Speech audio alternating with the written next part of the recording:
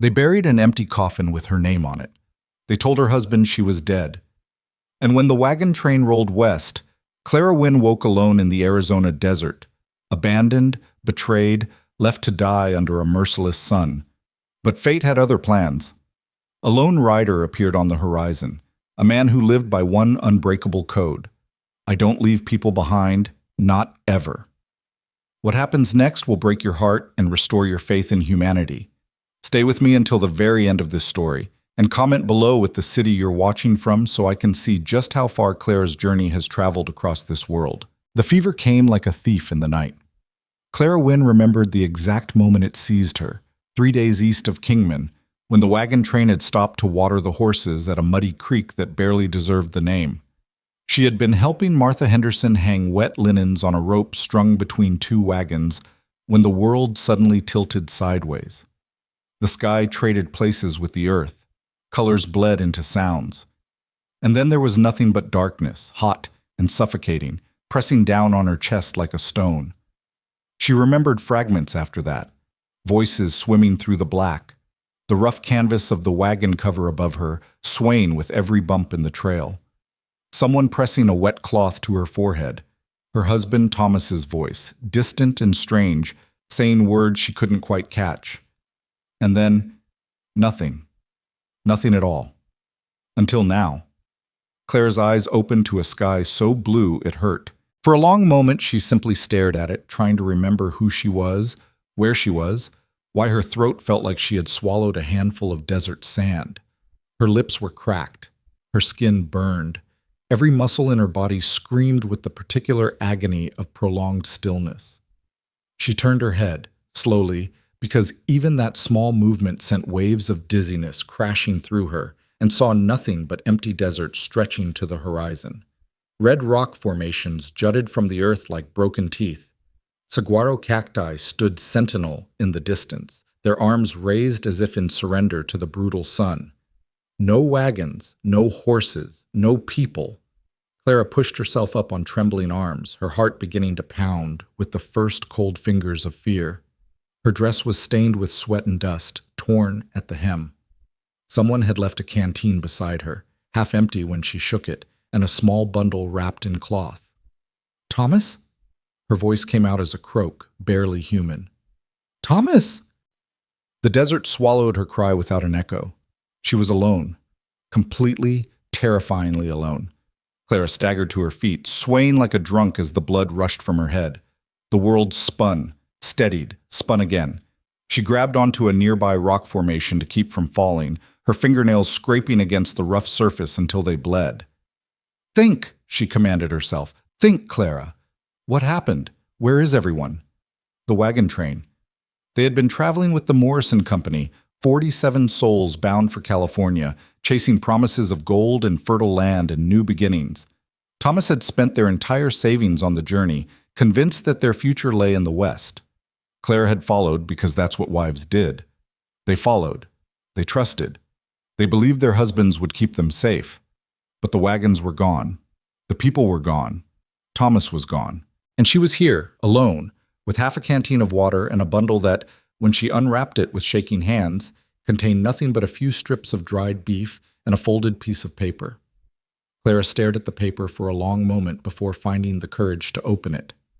The handwriting was unfamiliar, not Thomas's cramped, careful script, but something looser, more feminine. "Mrs. Wynne, God forgive us for what we've done. Your husband said you passed in the night, said there was no saving you and we needed to move on before the fever spread. We buried what we thought was your body at dawn, but Martha saw you breathing when they carried you out. She told Mr. Morrison, but he said we couldn't wait. Said the living had to come before the dead. I'm leaving this in case you wake. There's a town called Kingman, about 20 miles northwest. Follow the sun in the morning, keep it at your back in the evening. God be with you. Sarah Cooper." Clara read the letter 3 times before the words fully registered. "Your husband said you passed in the night. We buried what we thought was your body. They had left her. Thomas had told them she was dead, and they had buried an empty coffin, and they had left her here to die alone in the desert while they continued their precious journey west." The letter fell from her fingers. Clara sank to her knees in the red dirt, a sound escaping her throat that was half sob, half scream. It echoed off the rock formations and scattered a group of vultures that had been circling overhead, drawn, she realized, with sick horror by the scent of what they thought would soon be carrion. Her. They had been circling her. "No," Clara whispered. Then louder. "No, no, no, no, no!" She screamed until her voice gave out, until her throat was raw and her eyes burned with tears that her dehydrated body could barely produce. She screamed at the empty desert, at the uncaring sky, at the God who had allowed this to happen. She screamed at Thomas, who had promised to love and protect her, who had sworn before witnesses and the Almighty that he would cherish her until death parted them. He had parted them himself. He had looked at his sick wife and decided she was too much trouble to save. He had told everyone she was dead, buried a box of rocks or blankets or nothing at all, and walked away without looking back. The betrayal was so enormous, so incomprehensible, that Clara couldn't even begin to process it. It sat in her chest like a physical weight, making it hard to breathe, hard to think, hard to do anything but kneel in the dirt and weep. But the sun was relentless. It beat down on her exposed skin, leaching moisture from her body with every passing minute. And somewhere, buried beneath the grief and rage and disbelief, a small voice spoke up. The voice of the girl who had survived a childhood of poverty in Boston, who had worked 16-hour days in the textile mills, who had buried both parents before her 18th birthday and kept going anyway. "Get up," that voice said. "Get up, Clara. You're not dead yet." She lifted her head, wiped her face with the back of her hand, looked at the canteen, the dried beef, the vast and terrible desert that surrounded her. 20 miles to Kingman. That's what the letter said. 20 miles through terrain that would kill her if she made a single wrong decision, but staying here would kill her faster. Clara Wynne rose to her feet. She picked up the canteen, the food, the letter that was both her salvation and her damnation. She looked at the position of the sun, trying to remember which way was northwest, and she started walking. Up. The first mile was the hardest. Clara's legs felt like they belonged to someone else, weak, uncoordinated, threatening to buckle with every step. The fever had drained her of strength she hadn't known she possessed. Her head pounded, her vision blurred. Twice she fell, scraping her palms on the rocky ground, and twice she forced herself back up again. "Keep moving," she told herself. "Just keep moving." The desert was beautiful in a brutal sort of way. The red rocks glowed in the afternoon sun, their surfaces carved by wind and time into fantastic shapes, arches and spires and bridges that looked like the work of some giant sculptor. Wildflowers bloomed in unexpected patches of color: yellow brittle bush, purple sage, the vivid red of Indian paintbrush. Lizards darted across her path, and once she saw a roadrunner sprinting through the scrub, its crest raised like a flag. But beauty couldn't quench her thirst. Beauty couldn't fill her empty stomach. Beauty couldn't bring back the husband who had abandoned her or the life she had thought she was building. Clara rationed her water carefully, one small sip every hour, no matter how desperately her body craved more. She ate the dried beef in tiny pieces, letting each one soften in her mouth before swallowing.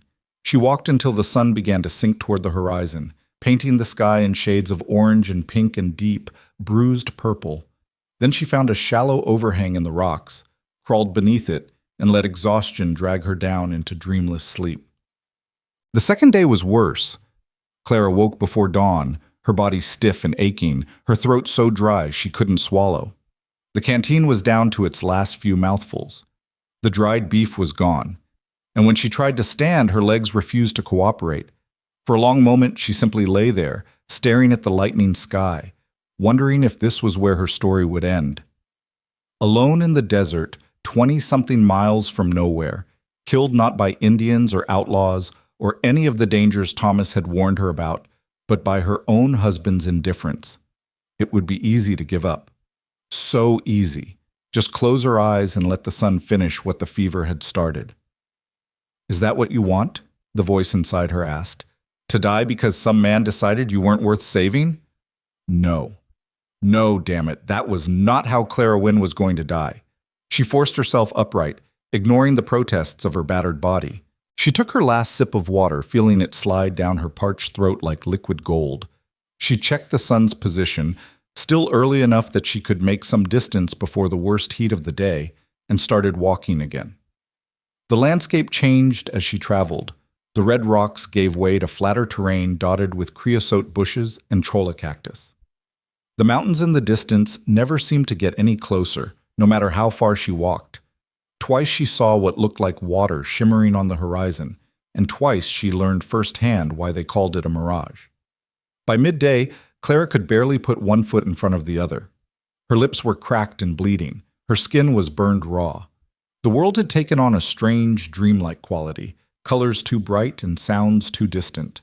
She wasn't sure anymore if she was walking toward Kingman or in circles. She wasn't sure of anything except the sun pressing down on her like a physical weight, and the dust coating her tongue, and the absolute, overwhelming desire to simply stop. She found a scraggly mesquite tree, barely more than a large bush, really, and collapsed in its meager shade. The ground was hot even here, radiating the heat it had absorbed from the sun. Clara curled into herself, drawing her knees to her chest, and closed her eyes. "I'm sorry," she thought. She wasn't sure who she was apologizing to. Her parents, maybe, who had worked so hard to give her a better life. The children she would never have, the future she would never see. "I tried. I really tried." Clara dreamed of water. Not mirages this time, but real water. A clear, cold stream running over smooth stones, surrounded by green grass and shady trees. She knelt beside it and drank until her stomach ached with the sweetness of it. And when she looked up, there was a man standing on the opposite bank. He was tall, broad-shouldered, wearing clothes that had seen hard use, a battered hat, a leather vest, boots caked with dust. His face was weathered by sun and wind, but his eyes were kind. He looked at her with something like recognition, though she was certain she had never seen him before. "You're not done yet," he said. Clara opened her mouth to respond, but the dream was already dissolving, fragmenting into light and heat and the sound of approaching hoofbeats. Hoofbeats. Her eyes snapped open. For a moment, she thought she was still dreaming. The figure on horseback seemed to shimmer in the heat waves rising from the desert floor, more mirage than man. But mirages didn't make sounds, and she could hear the horses breathing, could hear the creak of leather and the jingle of metal. Clara tried to call out, but her voice was gone. All that emerged was a thin, rasping wheeze. She raised one hand instead, just a few inches, all she could manage, and prayed that whoever was out there would see her. The rider turned his horse in her direction. Time seemed to slow as he approached. Clara watched through half-closed eyes, too exhausted to feel hope, too stubborn to feel despair. The horse was a tall gray, well-muscled and alert.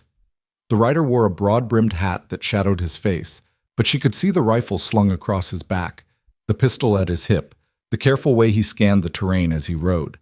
He stopped a few feet from the mesquite tree and dismounted with the easy grace of someone who had spent most of his life on horseback. When he crouched beside her, Clara saw his face clearly for the first time. Sun-darkened skin, a strong jaw shadowed with stubble, eyes the color of whiskey held up to firelight. It was the man from her dream. "Ma'am?" His voice was low, concerned. "Ma'am, can you hear me?" Clara tried to speak, failed, tried again. "Water." The mit, real, solid, not a mirage or a fever dream, reached for the canteen at his side. He lifted her head with surprising gentleness and pressed the opening to her cracked lips. "Slow," he said. "Small sips. Too much too fast will make you sick." The water was warm and slightly metallic, and it was the most wonderful thing Clara had ever tasted.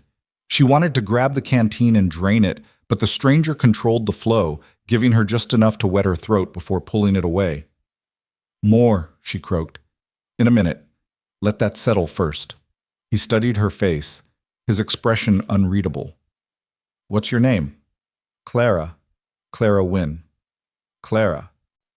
He said it like he was committing it to memory. "I'm Cole Madron, Army Scout out of Fort Whipple. Can you tell me what happened to you?" Clara closed her eyes. The water had cleared some of the fog from her mind, but it had also brought the memories rushing back. The fever, the wagon train, Thomas's betrayal. She felt tears prickling at the corners of her eyes, and hated herself for the weakness. "They left me," she whispered. "The wagon train. My husband told them I was dead. They buried an empty coffin and left me." She heard Cole's sharp intake of breath, felt his hand tighten briefly on her shoulder. "How long ago?" 2 days, maybe 3. I lost track." "And you've been walking since then, alone?" Clara nodded. Cole Madron was quiet for a long moment. When he spoke again, his voice had a hard edge to it that hadn't been there before. "Your husband. He knew you were alive when he told them you were dead?" "I don't know." The admission hurt more than Clara expected. "I was unconscious, fevered, but someone saw me breathing. They left a note, said Martha Henderson saw me breathing, but they couldn't wait." Jesus Christ. The profanity was soft, almost reverent, and it captured perfectly the magnitude of what had been done to her. Clara opened her eyes to find Cole staring at the horizon, his jaw clenched tight. "There's fresh, disturbed ground about a mile east of here," he said. "Saw it when I was riding in. Looked like a grave." "My grave," Clara said. "They buried an empty coffin with my name on it." Cole turned back to her. His whiskey-colored eyes held something fierce, anger maybe, or something deeper. "I've been scouting these territories for 8 years," he said. "Seen men do terrible things. Seen whole families wiped out by disease, disaster, each other, but I've never—" He stopped, shook his head. "I've never heard of a man leaving his living wife in the desert to die." Maybe he thought I really was dying. Maybe he didn't want to watch. Clara wasn't sure why she was defending Thomas. Habit, perhaps. Years of smoothing over his mistakes, explaining away his shortcomings, pretending that the man she had married was better than he actually was. "Does it matter what he thought?" Cole's voice was gentle but firm. "You're alive. He left you. Those are the only facts that count." He offered her the canteen again, and this time Clara drank more deeply, feeling the water spread through her body like a slow-moving blessing. "Can you ride?" Cole asked. "I don't know. We're about 15 miles from Kingman. I can make a travois, drag you behind the horse, but it'll be rough going and slow. If you can sit in the saddle, we can be there by nightfall." Clara looked at the gray horse standing patient and calm a few feet away. The thought of climbing onto its back seemed impossible. Her arms couldn't even support her weight on the ground. But the thought of spending another night in the desert, another day under the merciless sun, was worse. "Help me up," she said. Cole Madron didn't argue. He simply slid one arm under her knees, the other behind her back, and lifted her as easily as if she weighed nothing at all. Clara gasped at the sudden movement, clutching at his shirt for balance. "Sorry," he said. "Should have warned you." "It's fine. I'm fine." She wasn't fine. She was about as far from fine as a person could be. But Cole didn't call her on the lie. He carried her to the horse, somehow managing to mount with her still in his arms, settling her sideways in front of him so that her head rested against his chest. "Lean on me if you need to," he said. "It's a long ride." Clara wanted to protest that she could support herself, that she wasn't some helpless damsel who needed a man to carry her, but her body had other ideas. The moment the horse started moving, what little strength she had remaining simply evaporated. She sagged against Cole's solid warmth, felt his arm tighten around her waist, and let herself rest. For the first time in days, she didn't have to fight alone. They rode in silence for a long while. The desert scrolled past in shades of brown and red and dusty green, broken occasionally by the stark white of sun-bleached bones or the dark smudge of a distant bird. The horse's hooves kept up a steady rhythm, hypnotic in its regularity. Clara drifted in and out of consciousness, her fevered mind struggling to process everything that had happened. Sometimes she was aware of Cole's heartbeat beneath her ear, slow and steady.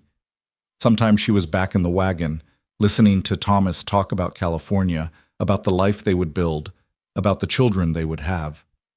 Sometimes she was in Boston, 12 years old again, watching her mother cough blood into a handkerchief and knowing that death was coming, that it always came, that no one could be trusted to stay. "Clara!" She jerked awake at the sound of her name. The light had changed, the sun was lower now, casting long shadows across the desert floor. "Sorry to wake you," Cole said, "but you need to drink more. And I have some hardtack. It's not much, but it'll keep your strength up." He handed her the canteen and Clara drank gratefully. The hardtack was exactly what he'd described. Not much, but her shrunken stomach couldn't have handled anything more substantial anyway. "How do you feel?" Cole asked. "Like I've been dragged behind a horse for 50 miles. A brief smile crossed his weathered face. "Fair enough, but you're talking in complete sentences now, which is an improvement." Clara shifted slightly, trying to find a more comfortable position. Cole's arm adjusted automatically to accommodate her movement. "You said you're an army scout," she said. "What are you doing out here alone?" "Tracking. There's been some trouble with rustlers hitting ranches east of Kingman. I've been trying to find their camp." "Did you find it?" "Not yet, but I found you instead, so I'd say the day wasn't wasted." Clara didn't know how to respond to that. In her experience, people didn't go out of their way for strangers, not without expecting something in return. Thomas had taught her that lesson well. He had seemed so kind, so attentive during their courtship. It wasn't until after the wedding that she learned his kindness was transactional, his attention conditional on her usefulness. "You could have ridden past," she said quietly. "Left me there. No one would have known." Cole was silent for a moment. When he spoke, his voice had that hard edge again. "I don't leave people behind. Not ever." "Why not?" The question seemed to catch him off guard. He shifted in the saddle, and Clara felt the tension in his body, muscles coiling tight beneath the surface. "Because I know what it's like," he said finally. "To be left. To be forgotten. To have someone decide you're not worth saving." Clara looked up at him, but his eyes were fixed on the horizon, his face carefully blank. "What happened?" "That's a story for another time. Let's just say I made myself a promise a long time ago.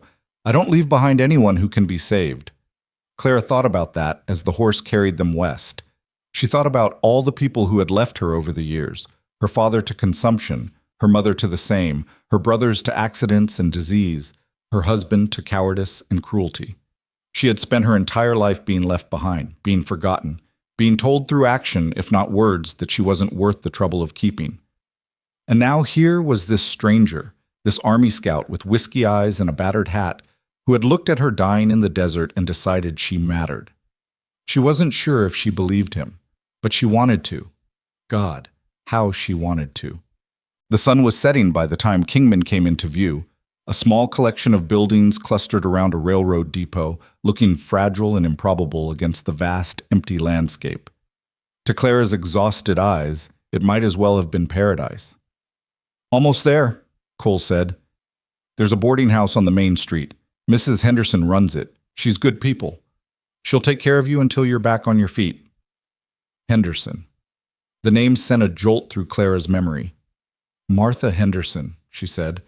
"The woman who saw me breathing. Is she—" "Different Henderson. Common name out here." Cole paused. "But we can try to find out where your wagon train went if you want. Send word ahead. There might be people who could—" "No." The word came out sharper than Clara intended. She felt Cole tense behind her. "No," she repeated, softer this time. I don't want to find them. I don't want Thomas to know I survived. I don't want any of them to know." "Clara, if your husband thinks you're dead, then let him think it." She was surprised by the bitterness in her own voice. "Let him live with what he did. Let him spend the rest of his miserable life believing he left his wife to die in the desert. I don't want him back. I don't want his apologies or his excuses or his lies.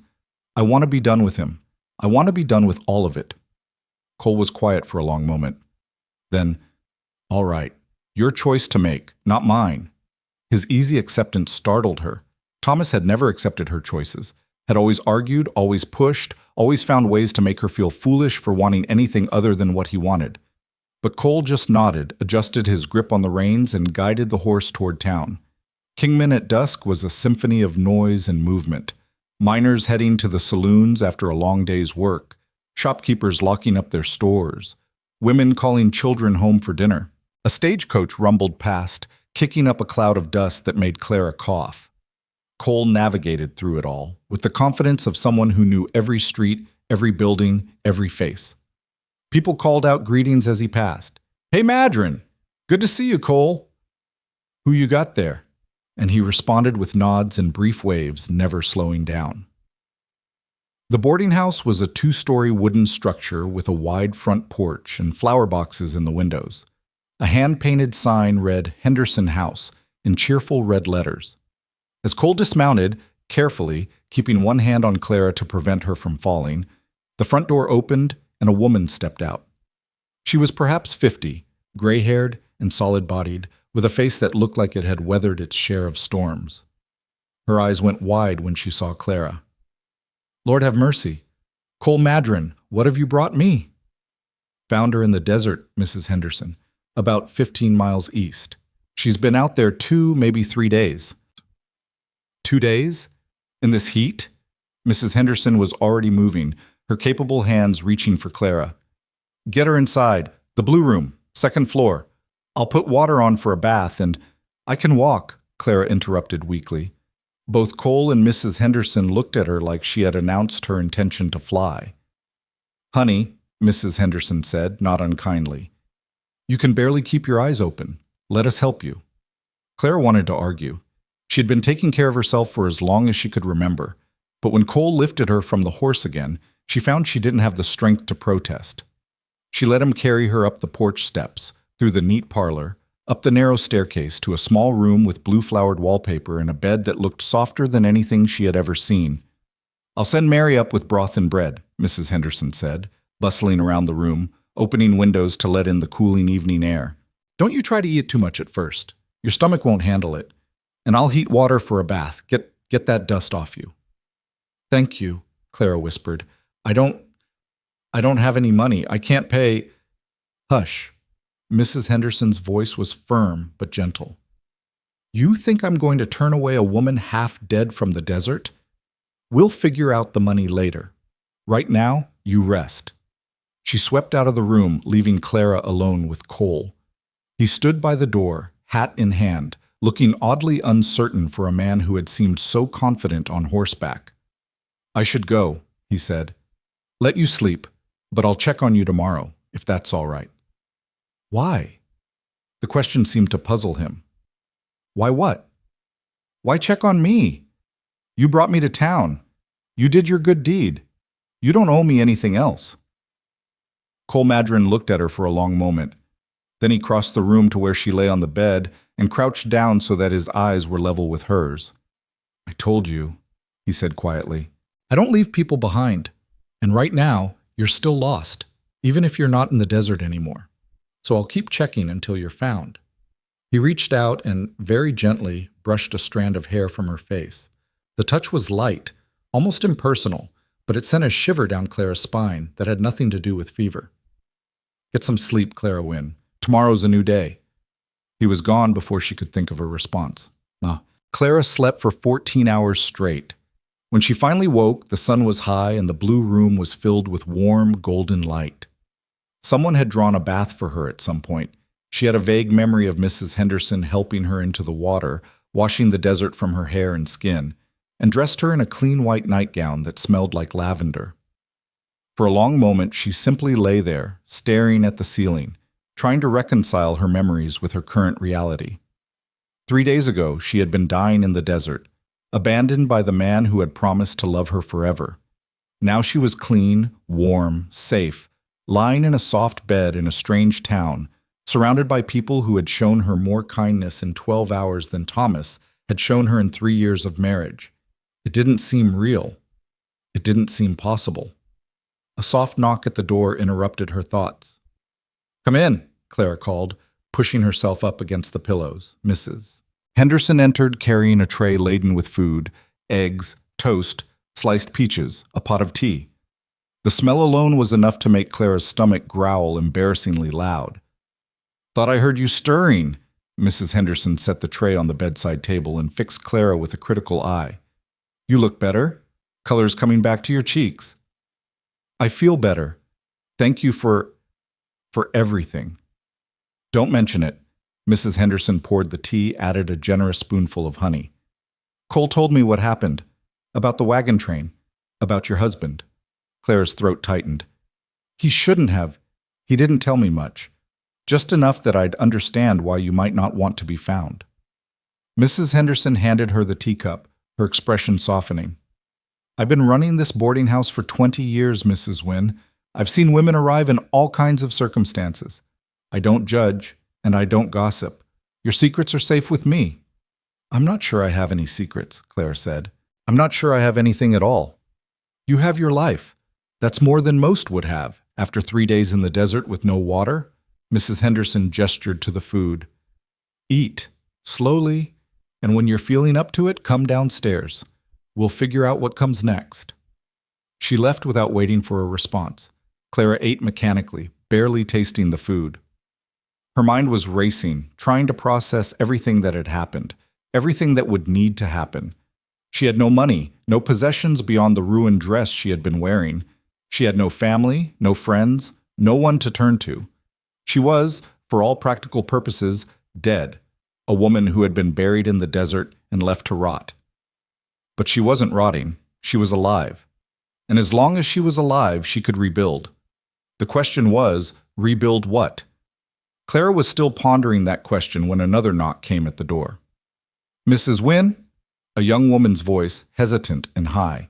"Mr. Madron is downstairs. He's asking if you're well enough for visitors."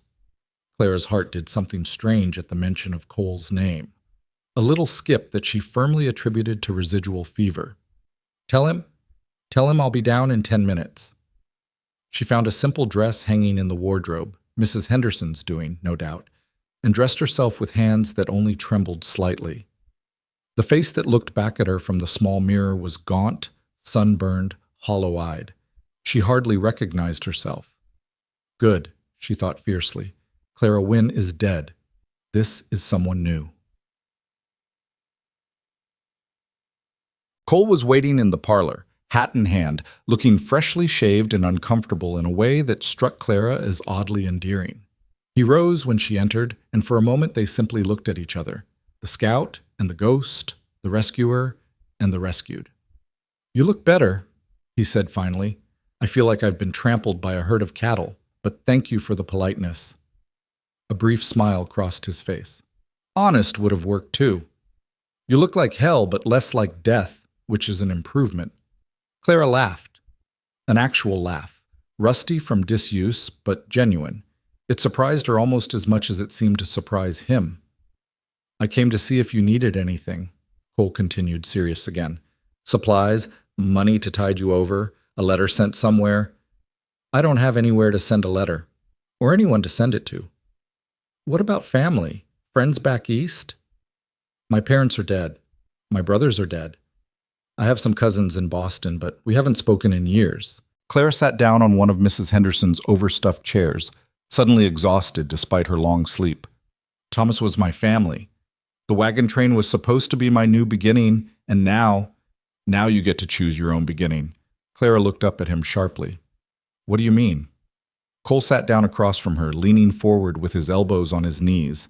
"The way I see it, you have two options. One, you can try to catch up to your husband, confront him, demand answers, maybe get your possessions back. Two, you can let Clara Wynne stay buried in that desert and become someone new. Someone who doesn't owe anything to anyone. Someone who can build whatever life she wants." "You make it sound simple." "Simple doesn't mean easy. I never said it would be easy." Clara was quiet for a moment, turning his words over in her mind. The old Clara, the Clara who had followed Thomas across the country because that's what wives did, would have chosen option one, would have chased after the man who wronged her, demanded justice, demanded acknowledgement of her suffering. But the old Clara had also trusted a man who left her to die. The old Clara had made herself small to fit into someone else's plans. The old Clara had been so afraid of being alone that she had accepted treatment no person should accept. The Clara was dead now, buried in an unmarked grave in the Arizona desert. "Option two," she said. "I want option two." Cole nodded slowly, something like approval in his whiskey eyes. "Then we should probably start with getting you a job. Mrs. Henderson might need help around the boarding house, but it won't pay much. There's a general store on Main Street that's always looking for clerks." "Wait." Clara held up a hand. "Why are you doing this? You saved my life, which is more than anyone else has ever done. But why are you still here? Why are you helping me plan my future?" Cole was quiet for a long moment. When he spoke, his voice was rough around the edges. Because I've been where you are. Lost. Broken. Convinced that no one in the world gave a damn whether I lived or died. And someone helped me then. Helped me when they didn't have to, when it would have been easier to just ride on by. I swore I'd pay that forward someday. He met her eyes. Today, you're my someday. Clara didn't know what to say. She had spent so long believing that kindness was transactional, that people only helped when they expected something in return, that genuine generosity left her speechless. I don't know how to repay you, she managed finally. You don't repay it to me. Someday, when you're strong again, you find someone else who needs help and you give it to them. That's how it works. That's how we keep the world from becoming nothing but people leaving people behind. He stood, settling his hat back on his head. I've got to get back to Fort Whipple, report on those rustlers, pick up my next assignment, but I'll be in town again in a few weeks. If you need anything before then, Mrs. Henderson knows how to reach me. Cole. He paused at the door. Thank you, Clara said, for seeing me, for stopping, for everything. Cole Madron looked at her with those whiskey eyes, and for just a moment, Clara saw something there that made her breath catch, something deep and warm and dangerous. I'll always stop for you, Clara Wynne, he said quietly. Don't forget that. And then he was gone, his boots echoing on the porch steps, leaving Clara alone with Mrs. Henderson's doilies and flower arrangements, and the strange, unfamiliar feeling of hope rising in her chest. She was dead. She was buried. She was free. And for the first time in her adult life, the future felt like something to anticipate rather than endure. The weeks that followed were the hardest of Clara's life, and also, paradoxically, the best. She took the job at the general store, starting behind the counter and eventually working her way up to managing inventory and ordering supplies. The work was exhausting, especially for a body still recovering from fever and exposure, but Clara threw herself into it with a determination that surprised even her. She had something to prove now, not to Thomas, not to the people who had left her behind, but to herself. Mrs. Henderson became something like a mother to her, scolding her when she worked too hard, feeding her extra portions at dinner, sitting up late to share stories about her own life. The husband she had lost to the war, the children she had buried before they could grow, the way she had rebuilt herself piece by piece in this rough frontier town. We're survivors, you and me, Mrs. Henderson said one evening, as they sat on the porch watching the sun go down. That's what women are when you get right down to it. Survivors. I don't feel like a survivor, Clara admitted. I feel like I'm just pretending, going through the motions until someone figures out I have no idea what I'm doing. Honey, that's what everyone feels like. The trick is to keep pretending until it becomes real. Clara thought about that a lot in the days that followed. She thought about the woman she had been, quiet, obedient, always disappearing herself to make room for Thomas's needs and wants and moods. And she thought about the woman she wanted to become. Someone strong, someone capable, someone who didn't need a man to tell her she was worth something. The transformation was slow. There were setbacks, nights when she woke gasping from nightmares about the desert, days when grief and rage overwhelmed her so completely that she could barely function. But there were victories too. The first time she handled a difficult customer without trembling. The first time she walked to the edge of town and looked out at the desert without feeling fear. The first time she caught herself laughing at something and realized, with shock, that she was happy. Actually happy. Not pretending, not performing, but genuinely, honestly happy. And always in the back of her mind, there was Cole. He returned to Kingman 3 weeks after their first meeting, dusty and tired from the trail, but smiling when he walked into the general store and saw her behind the counter. Well, look at you, he said, going to put Wilson out of business at this rate. Mr. Wilson is a perfectly competent businessman. He doesn't need help from me. Mr. Wilson is a drunk who can't count past 20 without taking off his boots. You're the only reason this place hasn't gone under. Clara tried to look stern, but a smile kept threatening to break through. Did you come here to insult my employer, or did you have actual business? Both. Cole leaned against the counter, close enough that Clara could smell the sage and horse leather that seemed to follow him everywhere.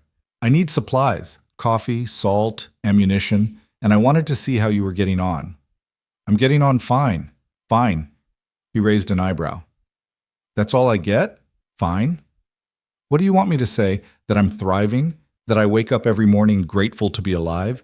That every day I spend not dying in the desert feels like a gift? Something like that would be nice. Yeah, Clara sighed, the pretense of irritation dissolving. I'm doing well, she admitted. Better than I expected. Mrs. Henderson has been wonderful, and Mr. Wilson, despite his counting difficulties, has been fair. I have a roof over my head and food in my stomach and work that keeps me busy. It's more than I had a month ago. It's more than most people have, Cole agreed. But is it enough? The question caught her off guard. What do you mean? I mean... He paused, seeming to choose his words carefully. I've seen people survive terrible things and then spend the rest of their lives just surviving, never living, just getting through each day until the days run out. I'd hate to see that happen to you. What's the alternative? I don't have money for grand adventures. I don't have family to return to. This is my life now. Work, sleep, work again. It's not exciting, but it's honest. It's safe, Cole countered. And there's nothing wrong with safe if that's what you choose. But I remember the woman I found in that desert, the one who walked 20 miles on fever and willpower, who refused to give up even when giving up would have been easier. That woman wasn't built for safe. That woman was built for more. Claire didn't know how to respond. She busied herself with arranging items on a shelf, not looking at him. I should get your supplies, she said finally. Clara. His hand caught her wrist, gently, barely a touch, but enough to stop her in her tracks. She looked up to find his face inches from hers, those whiskey eyes searching her expression for something she couldn't name. I'm not trying to tell you what to do, he said quietly. Your life is your own. I see something in you, something that shouldn't be buried behind a counter in a general store. And I don't want you to wake up 20 years from now wondering what might have happened if you'd let yourself want more. What if wanting more just leads to more disappointment? More people leaving? Then at least you'll know you tried. They stood there for a long moment, closer than was proper, the air between them thick with things unsaid. Clara was acutely aware of his fingers on her wrist, of his breath against her cheek, of the way her heart was pounding like she had just run a mile. Then the bell above the door jingled and a customer walked in, breaking the spell. Cole released her wrist and stepped back, his face smoothing into careful neutrality. I'll come by Mrs. Henderson's for dinner, he said, as if nothing had happened. We can talk more then. I'm not sure there's anything more to say. There's always more to say, Clara. The question is whether you're brave enough to say it. He tipped his hat to the entering customer and walked out, leaving Clara standing behind the counter with her heart racing and her mind spinning and the terrifying, exhilarating feeling that everything was about to change. But he came for dinner that night, and the night after that, and the night after that. Mrs. Henderson watched them with knowing eyes but said nothing, simply setting an extra place at the table and making sure there was always enough pie. They talked for hours, about everything and nothing, about the past and the future, about dreams and fears and the small daily victories that made life worth living. Cole told her about his childhood in Texas, his years in the army, the battles he had fought, and the friends he had lost. Clara told him about Boston, about the mills, about the slow erosion of her spirit that had led her to accept a marriage built on desperation rather than love. I thought I loved him, she said one evening as they sat on Mrs. Henderson's porch watching the stars come out. Thomas, I mean. When we first met, he was so charming, so attentive.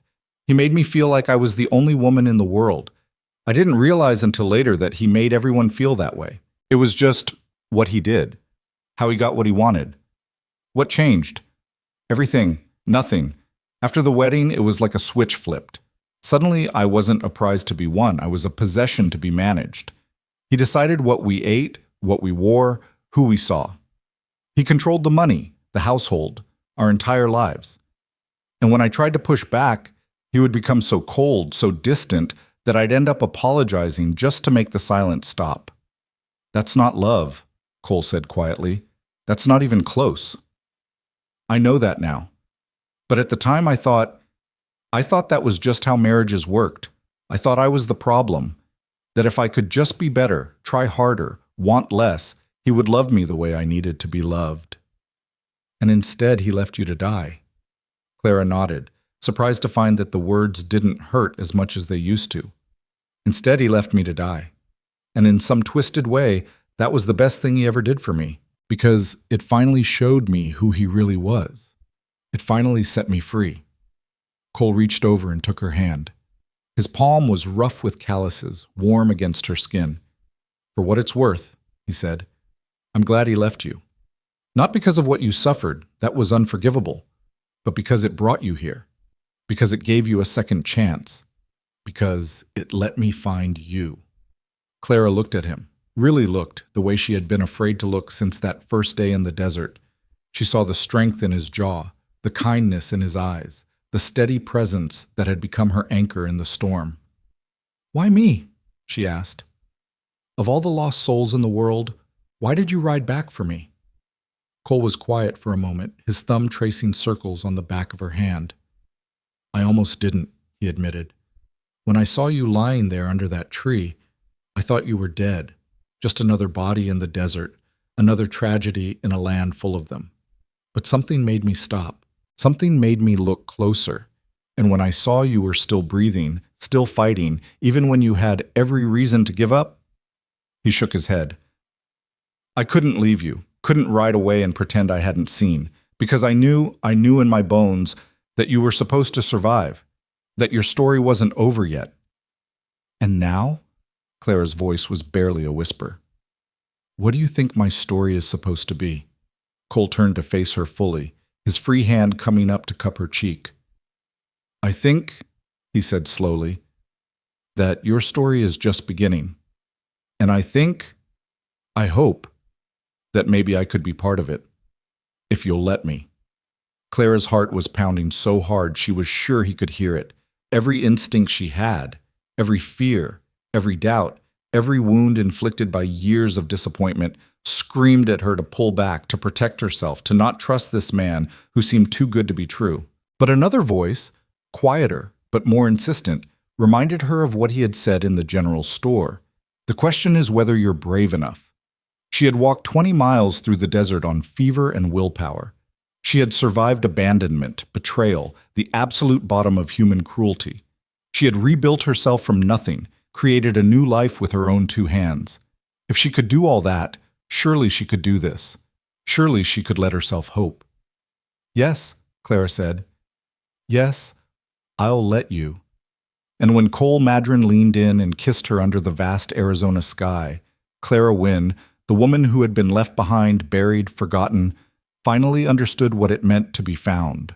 The kiss ended, but something else began. Clara pulled back slowly, her eyes still closed, her heart racing with a mixture of terror and exhilaration. When she finally opened her eyes, Cole was watching her with an expression she couldn't quite read, something between wonder and worry, hope and hesitation. "I should apologize," he said quietly. "For what?" "For moving too fast, for taking advantage, for—" "Cole?" Clara pressed her fingers to his lips, silencing him. "You didn't take anything I wasn't willing to give. And if anyone should apologize, it's me. I'm a married woman, legally at least. What we just did, you're a widow," Cole interrupted firmly. "Maybe not in the eyes of the law, but in every way that matters.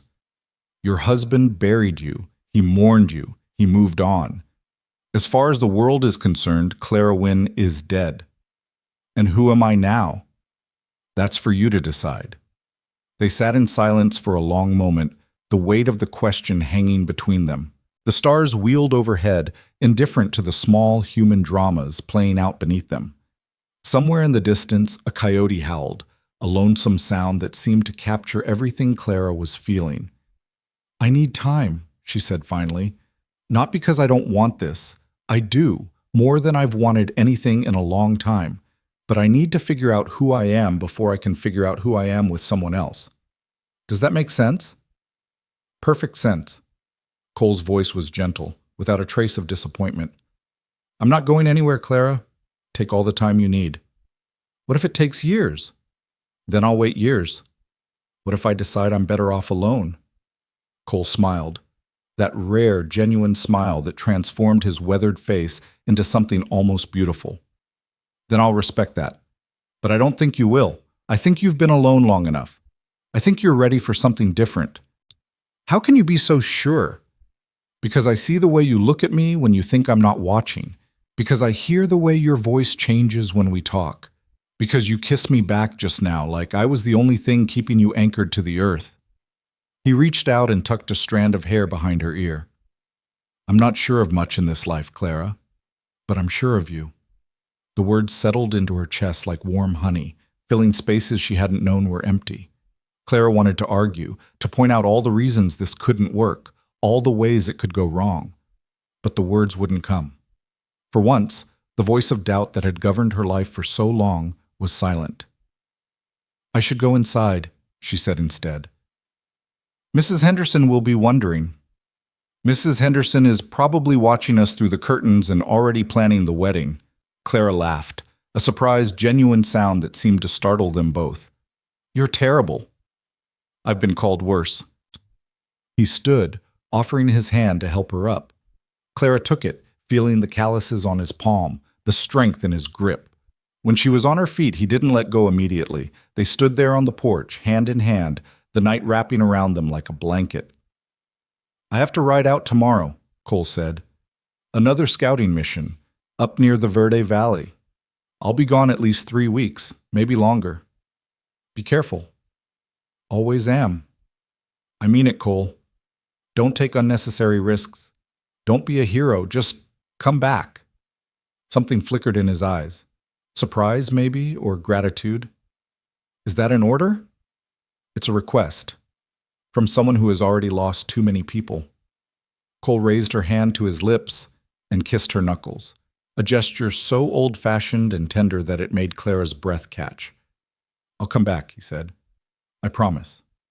And then he was walking down the porch steps, mounting his horse, disappearing into the darkness. Clara watched until she couldn't see him anymore, until even the sound of hoofbeats had faded into silence. Then she turned and went inside, carrying the warmth of his promise with her like a lantern in the dark. The 3 weeks that followed were the longest of Clara's life. She threw herself into work with renewed intensity, arriving at the general store before dawn and staying until well after sunset. Mr. Wilson, who had initially been skeptical of hiring a woman, now relied on her completely, trusting her to manage the books, deal with suppliers, handle the more difficult customers. She had a talent for the work, he told her. A head for numbers, and a way with people that he'd never been able to master. But no matter how busy she kept herself, thoughts of Cole crept in. She would be weighing flour and suddenly remember the way his eyes crinkled when he smiled. She would be stocking shelves and think about his hand on her cheek, warm and rough and impossibly gentle. At night, lying in her small room at Mrs. Henderson's, she would replay their conversations in her mind, searching for hidden meanings, second-guessing every word she had said. It was ridiculous, she told herself. She was a grown woman, not a schoolgirl with a crush. She had been married, for God's sake. She knew what love was, or at least she knew what it wasn't. What she felt for Cole was different, deeper, more terrifying in its intensity. You're thinking about him again, Mrs. Henderson observed one evening as they sat together in the parlor. The older woman was knitting, she was always knitting, producing an endless stream of socks and scarves and blankets that she distributed to anyone who needed them. I don't know what you mean. You've been staring at that same page for 10 minutes. Either you've forgotten how to read, or your mind is elsewhere. Clara closed the book she had been pretending to read. Is it that obvious? Honey, a blind man could see it. You light up like a lantern every time someone mentions his name. We've only known each other a few weeks. It's too soon to feel this way. It's not sensible. Since when has love ever been sensible? Mrs. Henderson's needles clicked rhythmically. I fell for my Henry the first time I saw him. He was standing in the middle of Main Street, arguing with a mule that had sat down and refused to move.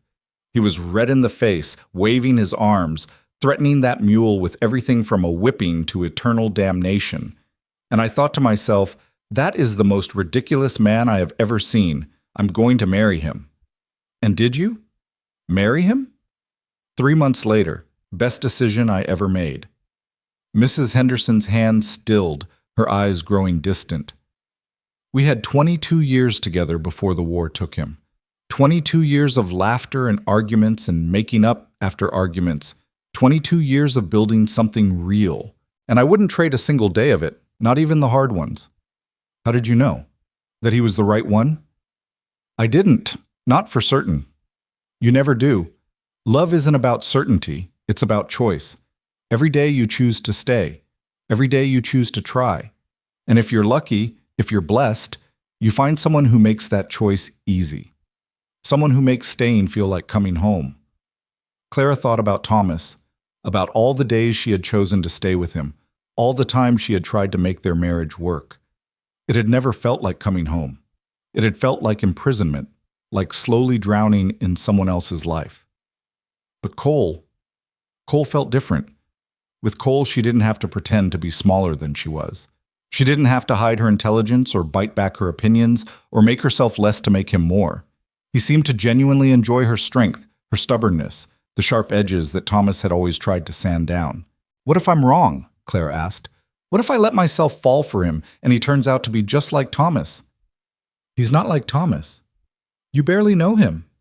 I know enough. Mrs. Henderson set down her knitting and fixed Clara with a steady gaze. I've been watching Cole Madron for 5 years now, ever since he started coming through Kingman on army business. I've seen how he treats people, not just the important ones, but the ones most folks overlook. The miners with no money, the Indians who come to trade, the women working the saloons. He treats them all with respect, with dignity. A man who does that, who sees the humanity in everyone he meets, that's not a man who would leave his wife to die in the desert.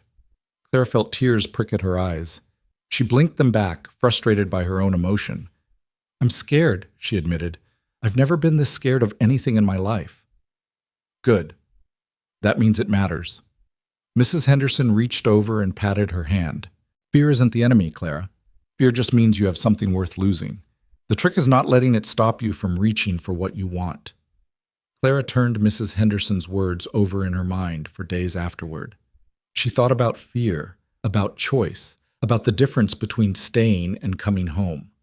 She thought about the life she had left behind, the empty routine of her marriage, the slow suffocation of her spirit, and the life that was opening up before her now, terrifying and uncertain and full of possibility. And she made a decision. The next time Cole Madron rode into Kingman, she would tell him the truth. All of it, the fear, the hope, the terrifying depth of her feelings. She would stop hiding behind caution and practicality and let herself be vulnerable in a way she had never allowed before. It was the bravest thing she had ever done, and she hadn't even done it yet. Cole returned on a Tuesday afternoon, 3 days later than expected. Clara was in the back room of the general store, unpacking a shipment of dry goods, when she heard his voice at the counter. She set down the sack of cornmeal she had been lifting and wiped her hands on her apron, her heart suddenly pounding. He's asking for you, Mr. Wilson said, poking his head through the doorway. That's Scout. Should I tell him you're busy? No, I'll be right there. She took a moment to compose herself, smoothing her hair and checking her reflection in the small mirror that hung on the wall. She looked tired. There were shadows under her eyes, a tightness around her mouth that hadn't been there a few weeks ago. But there was color in her cheeks now, and something in her gaze that looked almost like hope. When she walked out to the front of the store, Cole was leaning against the counter, looking exactly as she remembered him, dusty from the trail, a few days' worth of stubble on his jaw, those whiskey-colored eyes lighting up when he saw her. You're late, she said. Ran into some trouble up north. Nothing serious, but it slowed me down. What kind of trouble? The kind that involves too many men and not enough bullets. He straightened, his expression sobering. I'm fine, Clara. A few bruises, nothing more. But I thought about you out there. Thought about you a lot. Clara was aware of Mr. Wilson hovering nearby, pretending to arrange canned goods while obviously listening to every word. She made a decision. Mr. Wilson, I'm going to take my lunch break now. Will you be all right alone for an hour? Take 2 hours, the old man said, not bothering to hide his grin. It's a slow day. Clara untied her apron and hung it on its hook, then walked around the counter to where Cole was standing. Without a word, she took his hand and led him out of the store, into the bright Arizona sunshine. Where are we going? He asked. Somewhere we can talk without half the town listening. They walked in silence through the dusty streets, past the saloon and the blacksmith's forge and the small church at the edge of town. Clara led him to a spot she had discovered during her long, sleepless nights, a low rise overlooking the desert, shaded by a stand of cottonwood trees that somehow survived in this harsh landscape. "I found this place a few weeks ago," she said, sitting down on a flat rock and patting the space beside her. "I come here when I need to think." Cole sat beside her, close enough that their shoulders were almost touching. "What do you think about?" "Everything. Nothing. The past, the future." She paused. "You. Good thoughts, I hope." "Terrifying thoughts, mostly." Clara turned to face him, drawing one knee up to her chest. "I've been doing a lot of thinking while you were gone, Cole. About us. About what happened that night on the porch. And I realized something." "What's that?" "I realized that I've spent my entire life being afraid. Afraid of being alone. Afraid of not being good enough.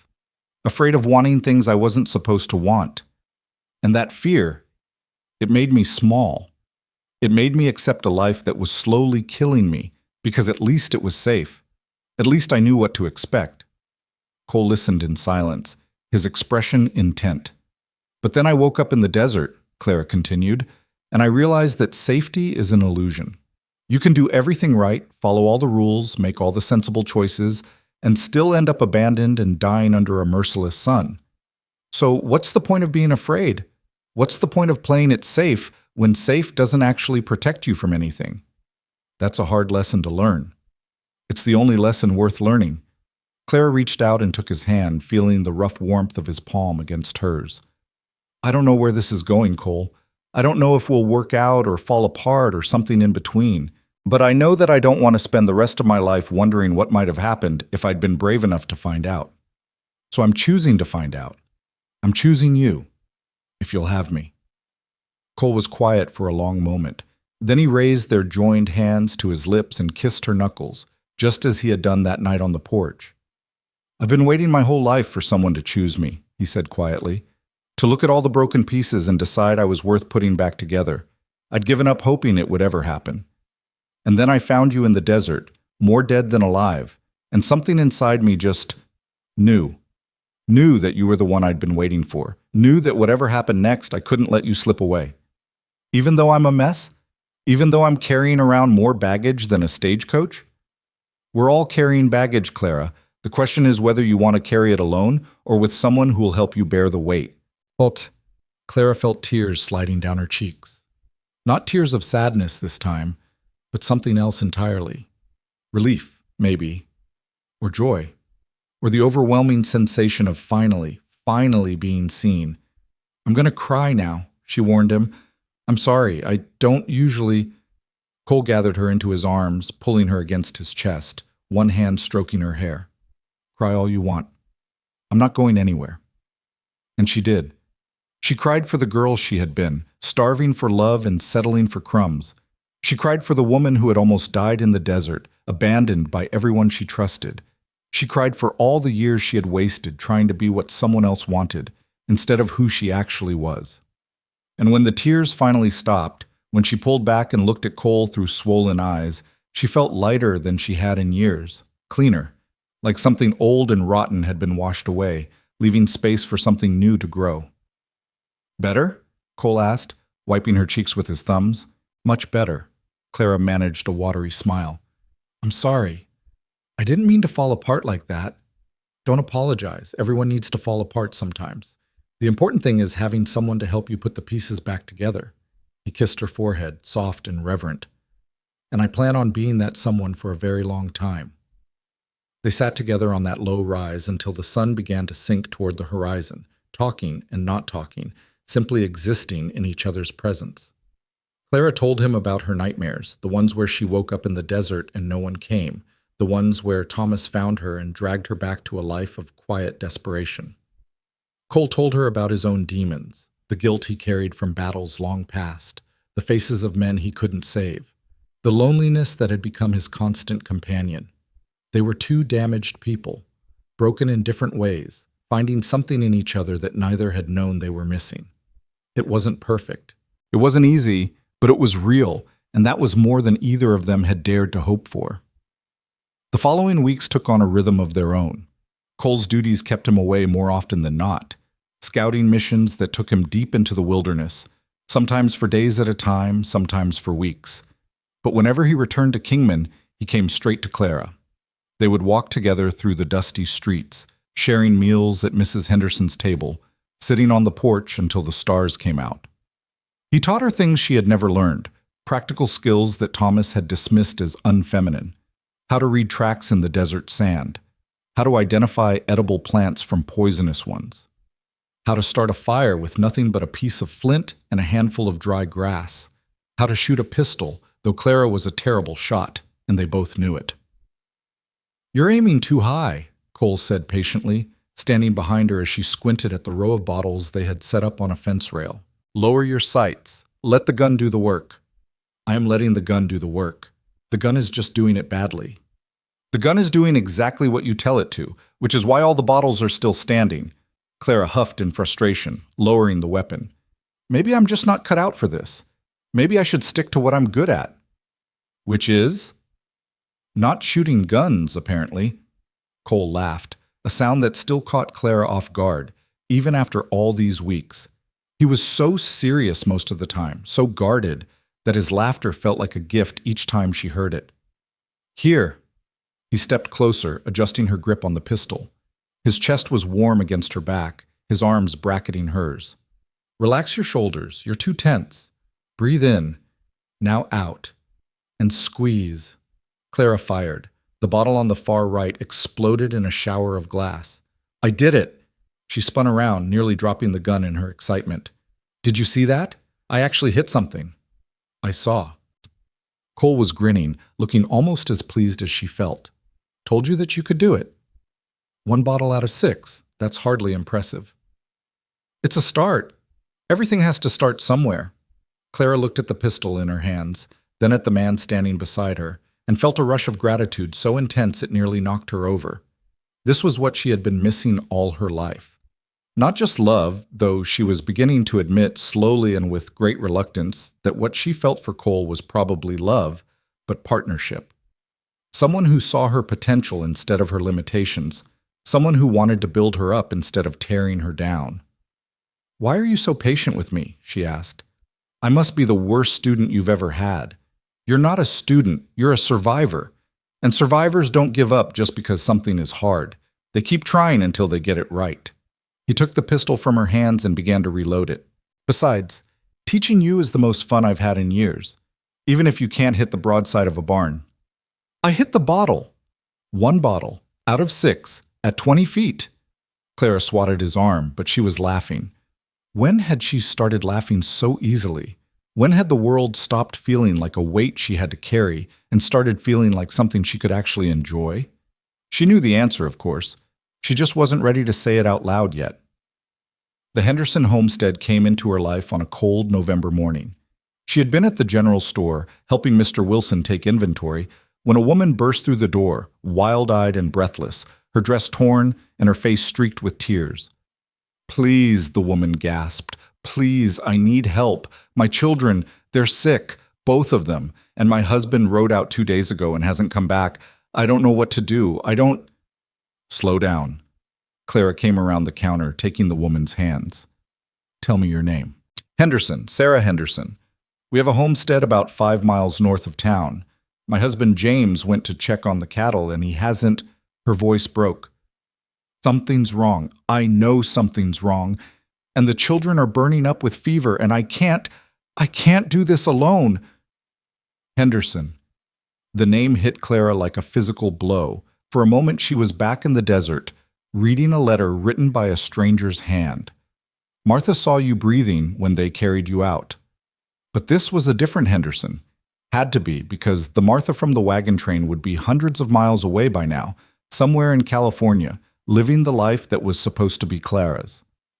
"I'll help you," Clara heard herself say. "Let me get my things." She didn't think about whether it was wise or safe or sensible. She didn't think about the work she was leaving behind, the questions Mr.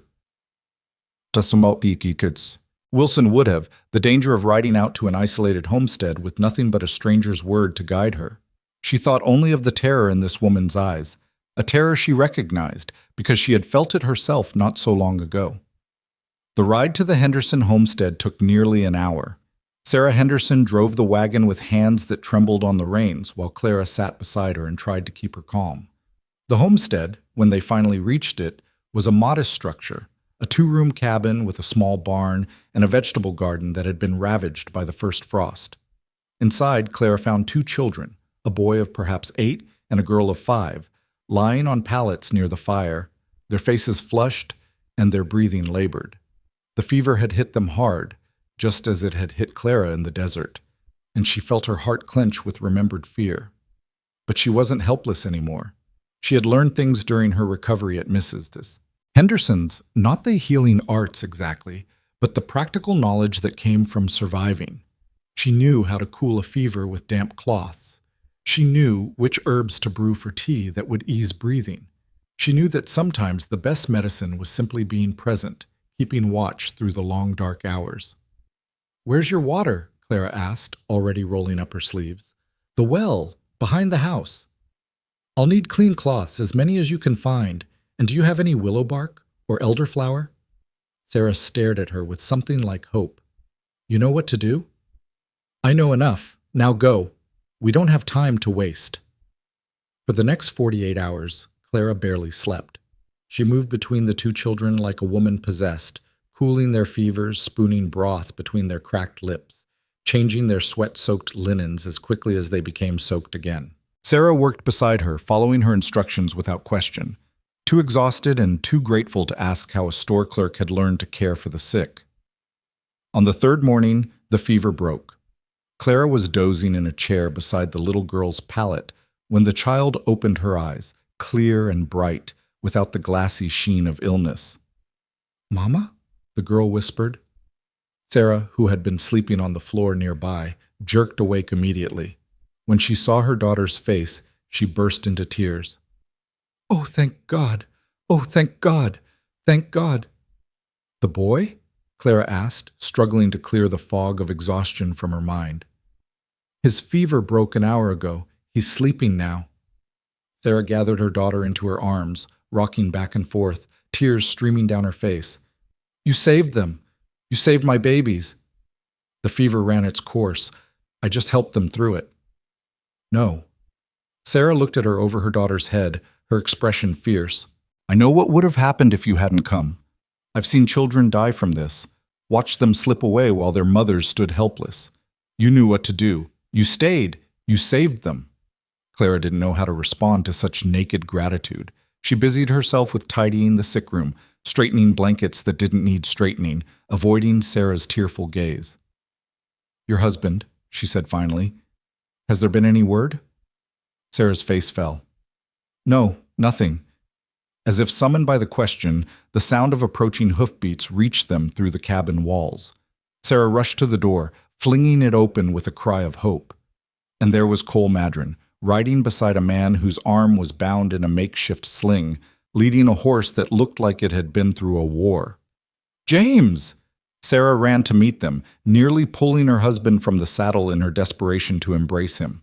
"James, where have you been? What happened? I was sure—" "Horse threw me," James Henderson said, wincing as he dismounted. "Broke my arm. Couldn't get back on. Crawled to the old Miller place and holed up there, waiting for someone to find me. This man—" he gestured to Cole. "He was riding by on scout business, heard me calling for help." Clara had emerged from the cabin by this point, and Cole's eyes found hers across the dusty yard. Something passed between them, relief, understanding, the particular recognition of two people who kept finding each other in unexpected places. "Clara," he said, "I should have known you'd be here. Where else would I be? Anywhere safe, anywhere sensible." But he was smiling as he said it, and the worry in his eyes softened into something warmer. "Mrs. Henderson at the boarding house told me you'd ridden out here when you didn't come back last night. Thought I'd better make sure you hadn't gotten yourself into trouble. The children were sick. Someone had to help. Someone always has to help. It just always seems to be you." He dismounted, walking toward her with that easy confidence that still made her heart skip. When he reached her, he didn't touch her. They were still cautious about displaying affection in public, but his presence was touch enough. The warmth of him, the solidity, the unspoken promise that he would always, always come to find her. "You look terrible," he said quietly. "You always know just what to say." "I mean it. When did you last sleep?" "I'll sleep later. The children needed—" "Clara." His voice was gentle but firm. "The children are better. Their father is home. You've done your part. Now let someone else take care of you for a change." Clara wanted to argue. She always wanted to argue, but the exhaustion was catching up with her, pressing down on her shoulders like a physical weight. She swayed slightly, and Cole's hand shot out to steady her, propriety be damned. "I'm taking you back to town," he said. "Now, no arguments." For once, Clara didn't have the energy to argue. The ride back to Kingman passed in a blur. Clara dozed in the saddle, leaning against Cole's chest, vaguely aware of his arm around her waist, and the steady rhythm of the horse's hooves. By the time they reached Mrs. Henderson's boarding house, she was more asleep than awake. Cole carried her inside, over her mumbled protests, and deposited her on her bed with instructions to Mrs. Henderson not to let her move for at least 12 hours. Then he disappeared, presumably to report on James Henderson's rescue and continue whatever scout business had brought him to town. Clara slept for 15 hours straight. When she finally woke, the light slanting through her window was the golden orange of late afternoon. Her body ached in places she hadn't known could ache, and her mouth tasted like something had crawled into it and died. But beneath the physical discomfort was a profound sense of satisfaction. She had saved those children, not single-handedly, not heroically, but through steady effort and accumulated knowledge and the simple refusal to give up. It was the same stubbornness that had carried her 20 miles through the desert, the same determination that had rebuilt her life from nothing. Maybe Cole was right. Maybe she was built for more than safe. A knock at the door pulled her from her thoughts. "Come in." Mrs. Henderson entered, carrying a tray laden with food. "Finally awake, I see. I was starting to think we'd have to carry you to the doctor." "I'm fine, just tired." "Tired." Mrs. Henderson set the tray on the bedside table with more force than strictly necessary. "You nearly killed yourself nursing those children. What were you thinking?" "I was thinking that they needed help, and I knew how to give it." "And what would have happened if you'd collapsed out there? If the fever had taken you too? You're not invincible, Clara. You nearly died 2 months ago. Your body hasn't fully recovered. You can't—" "I can't stand by and watch children die when I know how to help them." Clara pushed herself up against the pillows, meeting the older woman's gaze. "I know it wasn't sensible. I know I took risks, but I'm not sorry. I'd do it again." Mrs. Henderson was silent for a long moment. Then, unexpectedly, she smiled. "You remind me of myself," she said, "when I was young and stupid and thought I could save the world. I don't think I can save the world, just the pieces I can reach. That's all any of us can do." Mrs. Henderson sat down on the edge of the bed, her expression softening. "Eat something. Cole's been by 3 times asking after you. I finally told him if he came back again, I'd put him to work cleaning the stables." Clara felt heat rise to her cheeks. He was worried? "That man is head over heels for you, and everyone in town knows it except apparently you." Mrs. Henderson shook her head, but she was still smiling. "Eat. Rest. I'll tell him you're awake when he comes by again, which will probably be in about 10 minutes, knowing him." She left, closing the door softly behind her. Clara looked at the food on the tray, roast chicken, fresh bread, vegetables she couldn't even name, and realized she was absolutely ravenous. She ate everything, scraping the plate clean, then lay back against the pillows and waited. True to Mrs. Henderson's prediction, Cole arrived within the hour. He entered the room quietly, hat in hand, looking uncertain in a way that was completely unlike him. When he saw her sitting up in bed, some of the tension drained from his shoulders. "You're awake." "So I'm told." "How do you feel?" "Like I've been trampled by a herd of cattle. Again." Clara smiled to soften the words. "But I'll live. Apparently I'm difficult to kill." Cole crossed the room and sat in the chair beside her bed, the same chair Mrs. Henderson had occupied during Clara's recovery from the desert. He looked exhausted, she realized. Dark circles under his eyes, a tightness around his mouth that suggested he hadn't slept much either. "I heard what you did," he said, "at the Henderson place." "Mrs. Henderson. The other one, Sarah. She couldn't stop talking about it." Said you saved her children's lives. I helped, that's all. You did more than help. You walked into a dangerous situation without knowing what you'd find. You stayed for 3 days nursing sick children while their father was missing. You put yourself at risk for people you'd never met. He shook his head, something like wonder in his expression. Most people wouldn't do that. Most people haven't been left to die in the desert. When you've been that alone, that helpless, Clara struggled to find the words. You know what it means to have someone show up, to not be abandoned. I couldn't leave those children to face that alone. I couldn't be the person who rode past. Like I didn't ride past you. Exactly. Cole was quiet for a moment. Then he reached out and took her hand, lacing their fingers together. I know I said I'd wait, he said slowly. Wait until you figured out who you were, what you wanted. And I meant it. I'll wait as long as you need. But I have to tell you something, Clara. Something I've been carrying around for weeks now. Clara's heart began to pound. What is it? I love you.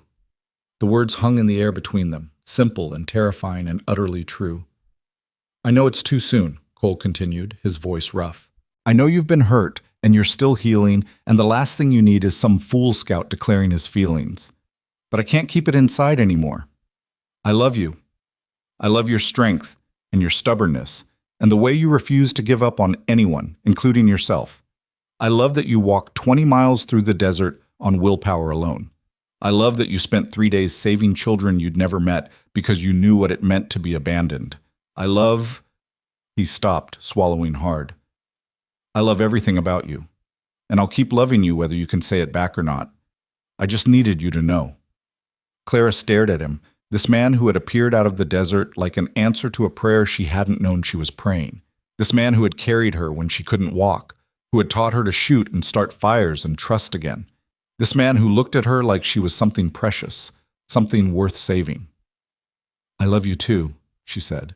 The words came out easier than she expected. They felt natural, right? Like a key sliding into a lock it was made for.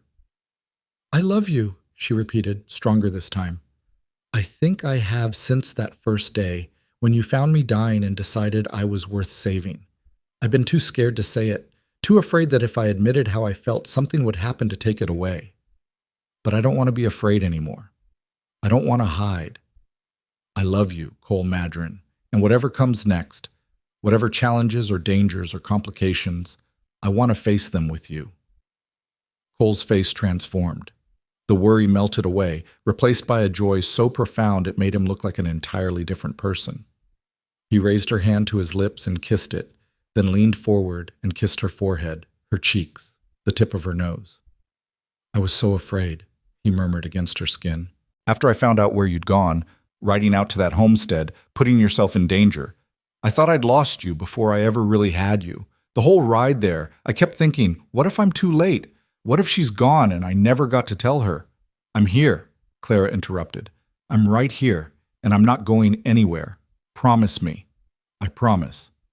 Cole kissed her then, properly, deeply, with none of the hesitation of their first kiss on the porch. Clara wrapped her arms around his neck and pulled him closer, losing herself in the warmth of him, the rightness of him. When they finally broke apart, both breathless, Cole rested his forehead against hers. Marry me, he said. Clara blinked. What? I know it's sudden. I know we've only known each other a few months, but I've never been more certain of anything in my life. Marry me, Clara. Let me spend the rest of my days proving to you that not everyone leaves. Let me build a life with you, a real life, full of laughter and arguments and everything in between. Let me... Yes. Cole stopped mid-sentence. Yes? Yes, I'll marry you. Clara was crying again, but laughing too, the two emotions tangled together in a way that felt entirely appropriate. Yes, yes, 1,000 times yes. I don't care if it's sudden. I don't care if it's sensible. I've spent my whole life being sensible, and it nearly got me killed. I want to be brave now. I want to take the risk. I want you. Cole made a sound that was half laugh, half sob, and crushed her against his chest. They held each other for a long time, neither speaking, neither needing to speak. The late afternoon light streamed through the window, painting everything gold. Somewhere downstairs, Clara could hear Mrs. Henderson moving around, probably starting preparations for dinner. Outside, the sounds of Kingman drifted up, horses and wagons, voices calling to each other, the everyday symphony of a frontier town going about its business. Life continuing, life going on. And for the first time since she had woken up alone in the desert, Clara felt like she was truly part of it. The engagement set Kingman's small community buzzing with gossip and goodwill. Mrs. Henderson, who had, as Cole predicted, been planning the wedding practically since the day he carried Clara into her boarding house, threw herself into preparations with a fervor that bordered on frightening. Sarah Henderson, recovered now and grateful beyond measure for what Clara had done, insisted on hosting the engagement dinner at their homestead. Even Mr. Wilson contributed, gruffly offering Clara a raise and her pick of goods from the store for her trousseau. "You've earned it," he said when Clara tried to protest. "Besides, I can't have my best clerk walking around in rags. Bad for business." But it was Cole's reaction that meant the most to her. In the weeks that followed their engagement, he transformed from a lone scout into something approaching a settled man. He started talking about building a house, putting down roots. He looked at land north of Kingman with the practiced eye of someone assessing not just terrain, but possibility. "What do you think?" he asked one afternoon as they rode together through a stretch of rolling grassland dotted with juniper and piñon pine. "There's water nearby, a spring that runs year-round. Good grazing land, room for crops. We could build something here. Something that's ours." Clara looked at the land, trying to see it through his eyes. It was beautiful in a stark, unforgiving way, so different from the gentle green of her Boston childhood, but somehow more real, more honest. "It's perfect," she said, and meant it. They set the wedding for January. Cole had leave coming, and Mrs. Henderson insisted that a winter wedding would be romantic. Never mind that Arizona winters were nothing like the snow-covered fantasies she had grown up with back east. "We'll make do," she said firmly. "We always make do out here." As the weeks passed, Clara felt herself changing. The desperate dying woman who had woken up in the desert was fading, replaced by someone stronger, more certain, more whole. She still had nightmares sometimes, still woke in the small hours, gasping, convinced she was alone under a merciless sun, but Cole was always there to hold her through them, murmuring reassurance until the fear passed. "You're safe," he would say, his voice rough with sleep. "You're here. I've got you." And she believed him. That was the miracle. She actually believed him. But even as her new life took shape around her, even as happiness became something she could reach out and touch, a shadow lingered at the edges. Questions she had never answered. A past she had never fully buried. What had happened to the wagon train? What had happened to Thomas? Clara told herself she didn't care. Told herself that chapter of her life was closed, that the man who had left her to die deserved whatever fate had befallen him. But late at night, lying awake while Cole slept beside her, she wondered. She wondered if Thomas thought about her, wondered if guilt kept him awake, if regret haunted his days, wondered if he was still alive at all. The answer came on a bright December morning, 3 weeks before the wedding. Cole had ridden in the night before, earlier than expected from his latest scout mission. He had seemed agitated, distracted in a way that was completely unlike him, and Clara had assumed it was simply the stress of the job. She was wrong. "I need to tell you something," he said, as they sat together on Mrs. Henderson's porch, watching the sun come up over the desert. "Something I learned on the trail, something about your husband." Clara's blood went cold. "Thomas?" "The wagon train he was traveling with, the Morrison Company. They hit flash floods about 200 miles west of here, lost half their wagons, half their people." Cole paused, his jaw tight. Thomas Wynne was among the dead. The words hit her like a physical blow. Clara sat frozen, unable to move, unable to breathe. Thomas was dead.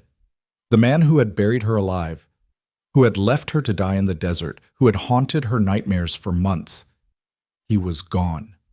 Truly gone. "How do you know?" she heard herself ask. "I ran into some survivors at a trading post. They were heading back east, what was left of them. I asked about the Morrison Company, said I was looking for a woman named Wynne. They told me Clara Wynne had died of fever, buried outside Kingman. But her husband," Cole's voice hardened, They said he drowned trying to save some of the supplies. Said he went into the water after a strongbox and never came back up. Clara closed her eyes. She could picture it perfectly. Thomas, who had always cared more about money than people, diving into floodwaters to save a box of coins and papers. Thomas, who had left his living wife to die because she was inconvenient, dying himself in pursuit of things that didn't matter. There was a certain poetry to it, a certain justice. But what she felt wasn't satisfaction, wasn't the vindication she might have expected. Instead, there was only emptiness, a hollow ache where her rage used to be. "Are you all right?" Cole asked softly. "I don't know." Clara opened her eyes, looking out at the desert that had almost killed her. "I thought I'd feel something more. Relief, maybe. Or closure. But I just feel empty. That makes sense? Does it? The man you married, the man you thought you knew, he died a long time ago. Maybe he was never real at all. What drowned in that flood was just the last reminder of a life you already left behind." Cole took her hand, his grip warm and steady. "You don't owe him grief, Clara. You don't owe him anything." "I know." Clara squeezed his hand. "But it still feels strange, knowing that it's truly over, that he can never find me, never drag me back, never—" She stopped, unable to finish the thought. "Never hurt you again, was," Cole finished for her. "That's the only thing that matters." They sat in silence for a long time, watching the sky lighten from pink to gold to brilliant blue. Clara let the news settle into her bones, let herself feel the weight of it, the finality. Thomas was dead. She was free. And the life stretching out before her, the life she was building with Cole, the home they would create together, the family they might someday have, it belonged to her now. Completely, irrevocably hers. When she finally turned to Cole, her eyes were dry and her voice was steady. "I think," she said slowly, "that I'm ready to get married." He looked at her, understanding dawning in his whiskey-colored eyes. "Are you sure?" "I've never been more sure of anything." Clara rose, pulling him to his feet. "The past is dead, Cole. Buried and drowned and gone forever. I don't want to waste another minute mourning it. I want to start our future right now. Today." "Today? Clara, the wedding isn't for 3 weeks. Then we'll move it up. Or we'll ride to Prescott and find a justice of the peace. Or we'll—" She stopped, laughing at her own urgency. "I don't care how we do it. I just don't want to wait anymore. I've spent my whole life waiting for things to get better, waiting for someone to save me, waiting for permission to be happy. I'm done waiting. I want to live." Cole looked at her, really looked, the way he had that first day in the desert, when he had seen something worth saving in her half-dead body. "All right," he said. "All right? All right, let's live." He pulled her close, kissing her with a tenderness that made her knees weak. "But we're not riding to Prescott. Mrs. Henderson would never forgive us. We'll have the wedding here, in Kingman, with everyone who's come to love you watching." "In 3 weeks?" "In 3 weeks." He smiled, that rare, genuine smile that still caught her off guard.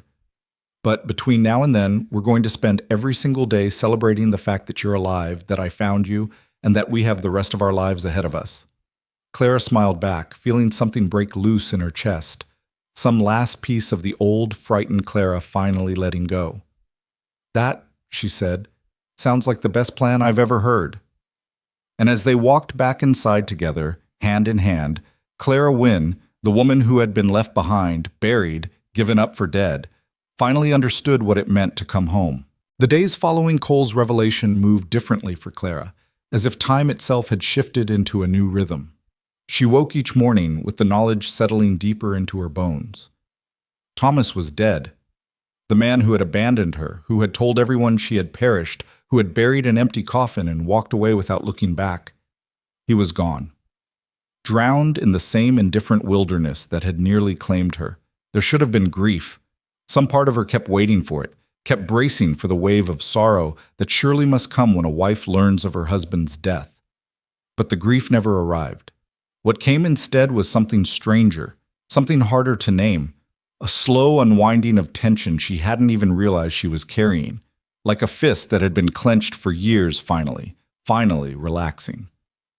Clara stood at the window of her room at Mrs. Henderson's boarding house, watching the first light of dawn paint the desert in shades of rose and gold. 3 weeks until her wedding. 3 weeks until she would stand before God and the people of Kingman and pledge herself to Cole Madron. 3 weeks until Clara Wynne, the woman Thomas had buried in that empty grave, would truly cease to exist. The thought should have been terrifying. Instead, it felt like freedom. A soft knock at her door pulled her from her reverie. "Come in." Mrs. Henderson entered carrying a cup of coffee, her face creased with the particular expression of someone who has something difficult to say. She set the cup on Clara's dresser and stood there for a moment, hands clasped in front of her apron.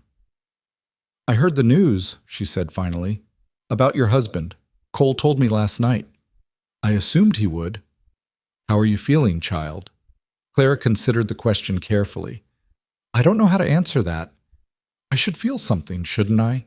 Sadness or relief or anger. But mostly I just feel quiet, like a storm has passed, and I'm still waiting to see what's left standing." Mrs. Henderson nodded slowly. "That makes sense. You've been through more than most people experience in a lifetime. It takes time for the heart to catch up with the mind." "Is that what this is? My heart catching up?" "Could be. Or it could be that you already did your grieving for the marriage you thought you had, the man you thought you knew. What died in that flood was just the last echo of something that was already gone." Clara turned from the window, struck by how closely Mrs. Henderson's words echoed Cole's. "He said something similar. That man loves you something fierce. Anyone with eyes can see it." Mrs. Henderson's expression softened. "He also asked me to keep an eye on you today. Said you might need someone to talk to, someone who isn't him. He worries too much. He worries exactly the right amount for a man who found the woman he loves half dead in the desert." Mrs. Henderson crossed the room and took Clara's hands in her own weathered ones. "I know you're strong. Lord knows you've proven that 100 times over. But being strong doesn't mean you have to carry everything alone. Let us help you, Clara. Let us be your family." The word hit Clara harder than she expected. Family. She had lost her family so young, her parents, her brothers, everyone who had known her before she became Thomas Wynne's wife. She had thought she would never have that again, never belong to anyone the way she had belonged to them. But here was Mrs. Henderson, this woman who had taken her in without question, who had nursed her back to health, who had watched her fall in love and celebrated every step of the journey. Here was Cole, who had ridden back for her when everyone else had ridden away. Here was a whole community of people who had opened their hearts to a stranger from the desert. Family wasn't just blood. Family was choice. "Thank you," Clara whispered, her voice thick with emotion. "Thank you for everything." Mrs. Henderson pulled her into a fierce embrace, the kind of hug Clara's mother used to give, warm and all-encompassing and somehow capable of making everything feel manageable. "Now," Mrs. Henderson said, releasing her and wiping her eyes briskly, "enough of this sentimentality. We have a wedding to plan, and I won't have my best boarder moping around like a lost calf.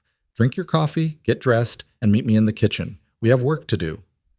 Clara laughed, a genuine laugh, surprised out of her by Mrs. Henderson's matter-of-fact tone. "Yes, ma'am. That's more like it." The older woman swept out of the room, leaving Clara alone with her cooling coffee and her spinning thoughts. She drank it slowly, letting the bitter warmth spread through her chest, and tried to organize the chaos in her head. Thomas was dead. She was engaged to Cole. In 3 weeks, she would have a new name, a new life, a new beginning. Everything she had lost in the desert had been replaced by something better, something real and true and worth fighting for. So why couldn't she shake the feeling that there was still something unfinished, some weight she was carrying that she hadn't yet learned to set down? The answer came to her later that morning, as she walked through Kingman's dusty streets on her way to the general store. She was passing the small church at the edge of town, the same church where she and Cole would marry in 3 weeks, when the realization struck her with the force of a physical blow. She had never mourned herself. Not the marriage, not Thomas, not the life she had left behind in Boston, but herself. Clara Wynne, the woman who had woken up in the desert to find that everyone she trusted had given her up for dead. That woman had died out there in some real and terrible way. The fever had burned through her, the sun had scorched her, The betrayal had broken something fundamental in her understanding of the world, and she had never stopped to grieve for what was lost. She had been too busy surviving, rebuilding, falling in love. She had pushed forward through sheer force of will, never allowing herself to look back at the wreckage. But the wreckage was still there, and until she faced it, really faced it, she would never be truly free. Clara changed direction, walking not toward the general store but toward the edge of town, toward the desert that stretched endlessly in every direction. She walked until the buildings fell away behind her, until the sounds of civilization faded into silence, until she stood alone on the same red earth that had almost claimed her life. The desert was beautiful today. The winter sun hung low in a crystalline sky, casting long shadows across the landscape. A hawk circled overhead, riding the thermals with effortless grace. In the distance, the mountains rose like sentinels, their peaks dusted with snow. Clara sank to her knees in the dirt, and for the first time since Cole had found her, she allowed herself to truly feel. The grief came in waves, not for Thomas, not for her marriage, but for herself. For the innocent girl who had left Boston with dreams of a better life. For the hopeful bride who had believed her husband's promises. For the woman who had lain in that wagon, burning with fever, while the people around her decided she wasn't worth saving. She cried for the terror of waking up alone, of reading that letter and understanding what had been done to her. She cried for the 20 miles she had walked on legs that could barely hold her, for the desperate prayer that someone, anyone, would come. She cried for every moment of doubt since then, every nightmare that had ripped her from sleep, every time she had flinched from happiness because she was afraid it would be taken away. And when the tears finally stopped, when she had emptied herself of everything she had been holding back, Clara felt something shift inside her. The weight she had been carrying, the one she couldn't name, couldn't identify, it wasn't gone exactly, but it was lighter now, shared with the desert that had witnessed her lowest moment and her greatest triumph. "I survived," she said aloud, her voice rough from crying. "I survived, and I'm going to keep surviving. And nothing is ever going to make me feel that small again." The words echoed off the rocks and faded into silence. The desert didn't answer. It never did. But Clara hadn't expected it to. She had spoken the words for herself, as a declaration, as a promise. She rose to her feet, brushing the dust from her skirt. The sun was higher now, the day warming despite the winter chill. She turned back toward town, toward the life she was building, toward the man who was waiting for her. And she walked forward without looking back. Cole found her at the general store that afternoon, elbow-deep in inventory lists and purchase orders. He stood in the doorway for a moment, watching her work, before she noticed his presence. "How long have you been standing there?" she asked. "Long enough to know you're beautiful when you're concentrating." Clara felt heat rise to her cheeks despite herself. "Flattery won't get you anywhere, Mr. Madron." "Who said I was trying to get anywhere?" He crossed the room, leaning against the counter with that easy confidence she had come to love. "Mrs. Henderson told me you went out this morning, walked toward the desert. I needed some air." "And did you find it?" Clara set down her pen, meeting his eyes. "I found something better. I found closure, I suppose. Or the beginning of it, anyway." Cole's expression softened. "You want to talk about it?" "Not right now, but later, when we have more time. I'll hold you to that." He reached across the counter and took her hand, his thumb tracing circles on her palm. "I have something for you. A wedding present, though I know it's early." "You didn't have to." "I wanted to." He released her hand and reached into his vest pocket, producing a small velvet pouch. "This was my mother's. She gave it to me before she died, said I should give it to the woman I married. I've been carrying it around for 15 years, waiting for someone who deserved it." Clara took the pouch with trembling fingers. Inside was a ring, simple gold band set with a small turquoise stone, the color of the Arizona sky on a clear day. "Cole," she breathed, "it's beautiful." "It's not much. My family never had money, but my mother loved that ring, said my father gave it to her when they had nothing, and it meant more to her than any diamond could." "It's perfect." Clara slid the ring onto her finger, watching the turquoise catch the light. "It's absolutely perfect." "Like you. I'm far from perfect." "That's what makes you perfect." Cole leaned across the counter and kissed her, a brief, sweet press of lips that still managed to make her heart race. I have to ride out again tomorrow. Short mission, just a few days, but I'll be back before you know it. You always are. I always will be. He straightened, settling his hat back on his head. Try not to save any more children while I'm gone. I make no promises. He laughed, that rare, genuine laugh she treasured, and walked out, leaving Clara alone with her inventory lists and her new ring and the warm glow of being loved by a good man. The days passed in a flurry of wedding preparations. Mrs. Henderson recruited half the women in town to help with sewing, cooking, decorating. Sarah Henderson insisted on contributing fabric for Clara's dress, fine white cotton that she had been saving for her own daughter's wedding someday. Mr. Wilson donated supplies from the store, gruffly refusing any payment. Even the miners and ranchers, men who rarely showed their softer sides, stopped by with awkward congratulations and offers of help. Clara had never experienced anything like it. In Boston, in her marriage to Thomas, she had always been on the outside looking in, tolerated but never truly embraced. Here, in this rough frontier town, she was part of something larger than herself, a community, a family. It was overwhelming and wonderful, and sometimes, in quiet moments, almost too much to bear. Cole returned 4 days later, dusty and tired, but smiling when he saw her waiting on Mrs. Henderson's porch. He dismounted, tied his horse to the rail, and walked up the steps with a look in his eyes that made Clara's breath catch. "Missed you," he said simply. "You were only gone 4 days." Felt like 4 years? He pulled her into his arms, holding her tight against his chest. Clara buried her face in his shoulder, breathing in the familiar scent of sage and leather and horse sweat. It should have been unpleasant. Instead, it smelled like home.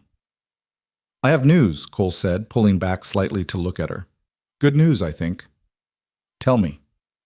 "I spoke to the commander at Fort Whipple, told him about our wedding, about wanting to settle down." He paused, something flickering in his expression. Nervousness, maybe, or hope. "He offered me a position. Still scouting, but based out of Kingman instead of the fort. I'd be home most nights, gone for a few days at a time at most. No more month-long missions. No more disappearing for weeks on end." Clara stared at him.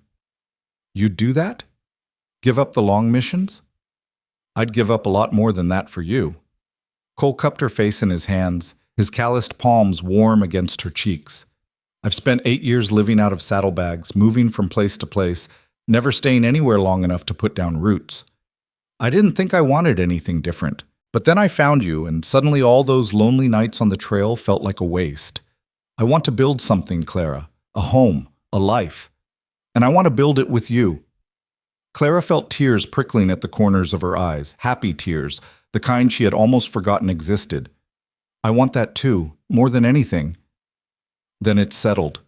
Cole kissed her forehead, her cheeks, the tip of her nose. "We'll build our house on that land north of town.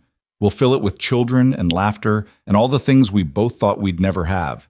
And every night, when I come home, you'll be there waiting, and I'll be the luckiest man alive." "You're already the luckiest man alive," Clara said, smiling through her tears. "You just don't know it yet." "Oh, I know it." He kissed her properly then, deep and slow, right there on the porch where anyone walking by could see. Clara didn't care. Let them see. Let the whole world see. She had nothing left to hide. The week before the wedding brought an unexpected visitor to Kingman. Clara was at the general store, helping Mr. Wilson rearrange the window display, when the stagecoach rolled into town. She barely glanced at it. Stagecoaches came through regularly, carrying miners and merchants and travelers of all sorts, but something made her look again. Something in the way one of the passengers was moving, searching the crowd with desperate eyes.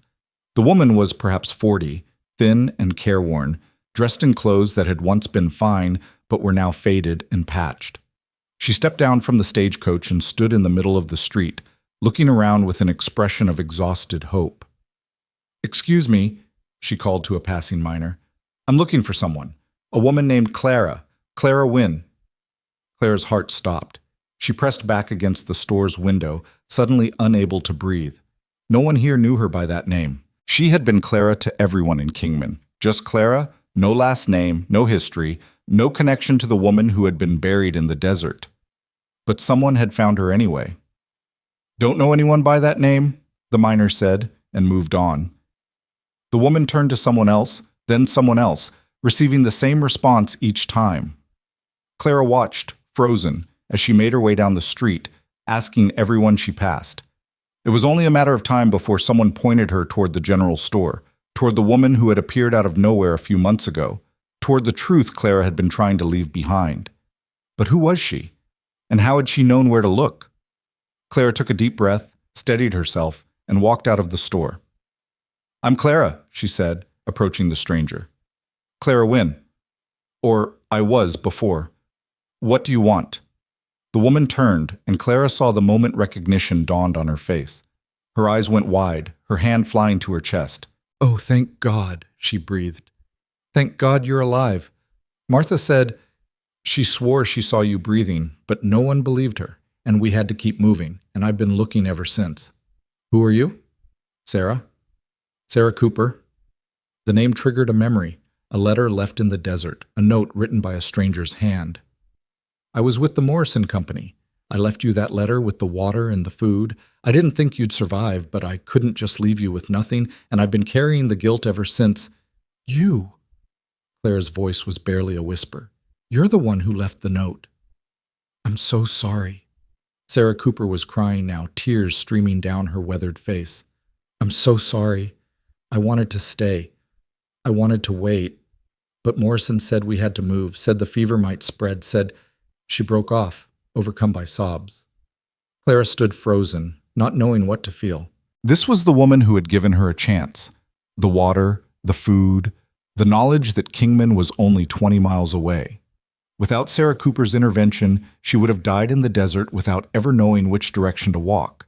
But Sarah Cooper was also part of the group that had left her, part of the company that had buried an empty coffin and moved on, part of the system that had let Thomas's lie go unchallenged.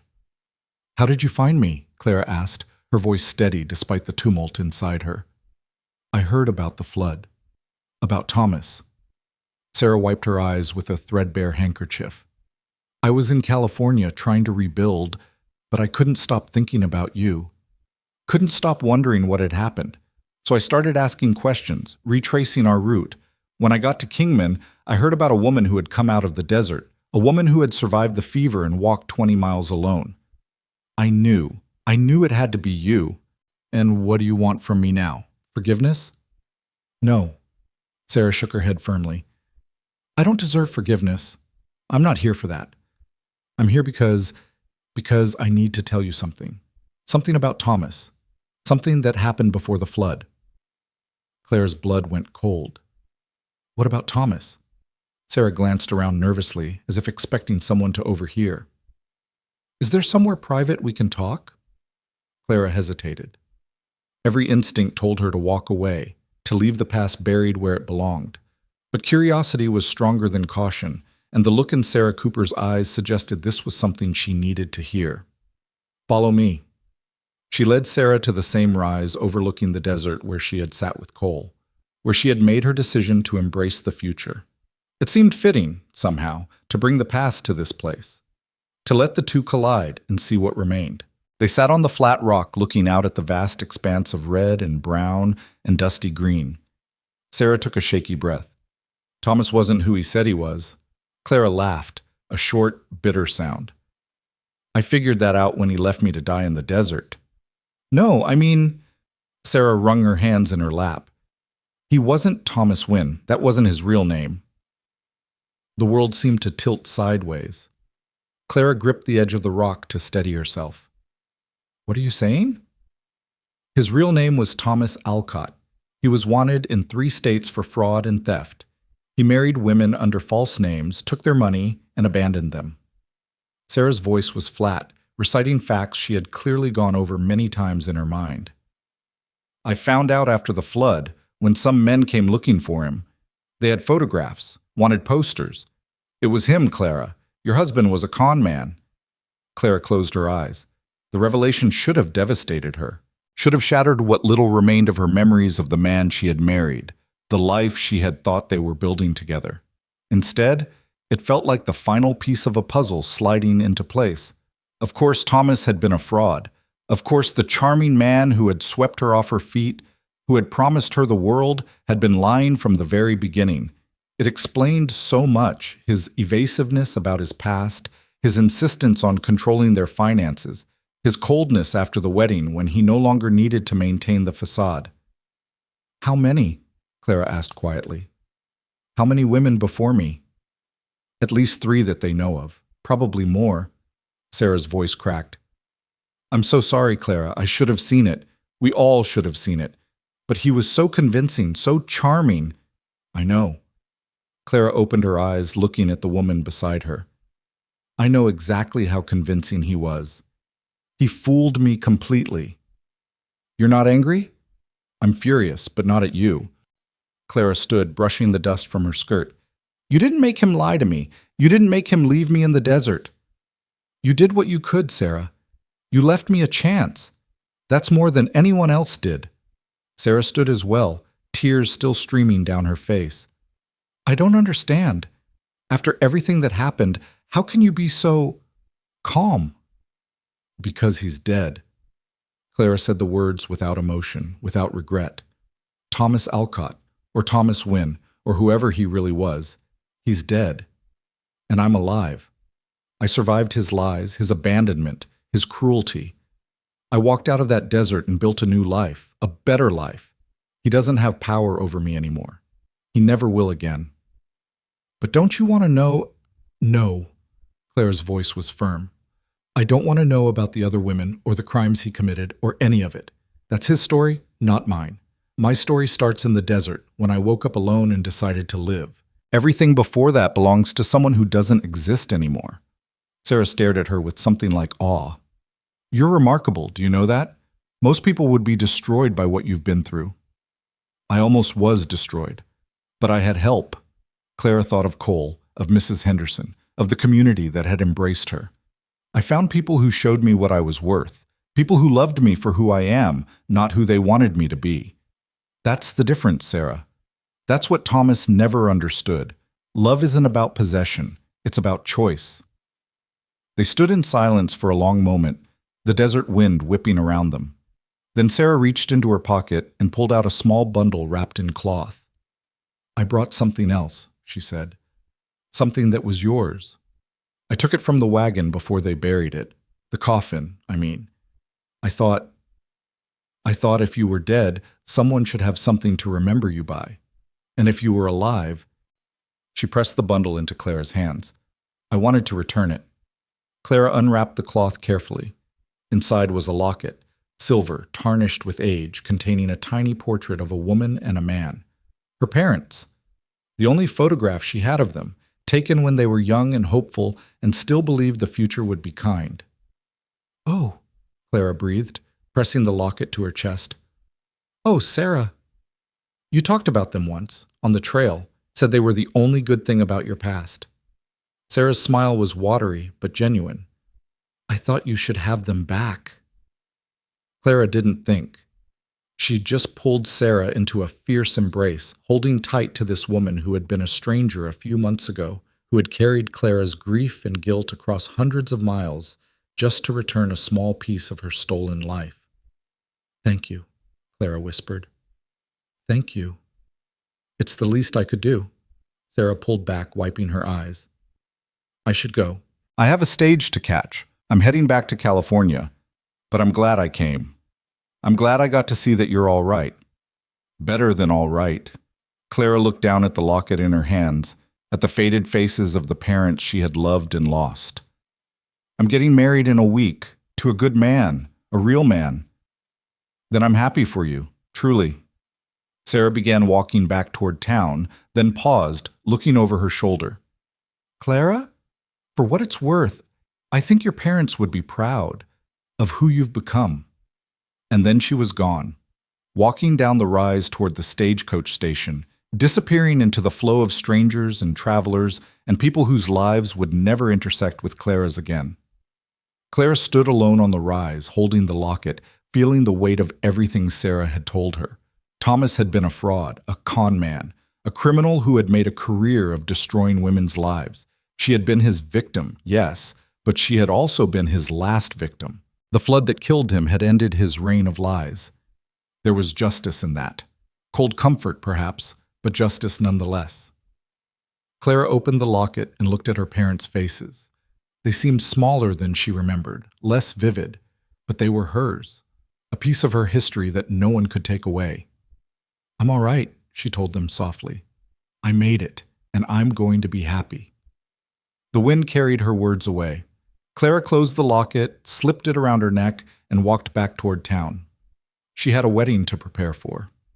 Cole took the news about Thomas's true identity with characteristic steadiness. He listened without interrupting as Clara recounted her conversation with Sarah Cooper, his expression growing darker with each revelation. "A con man," he said finally when she had finished. "That's what you married, a goddamn con man." "Language," Clara said mildly.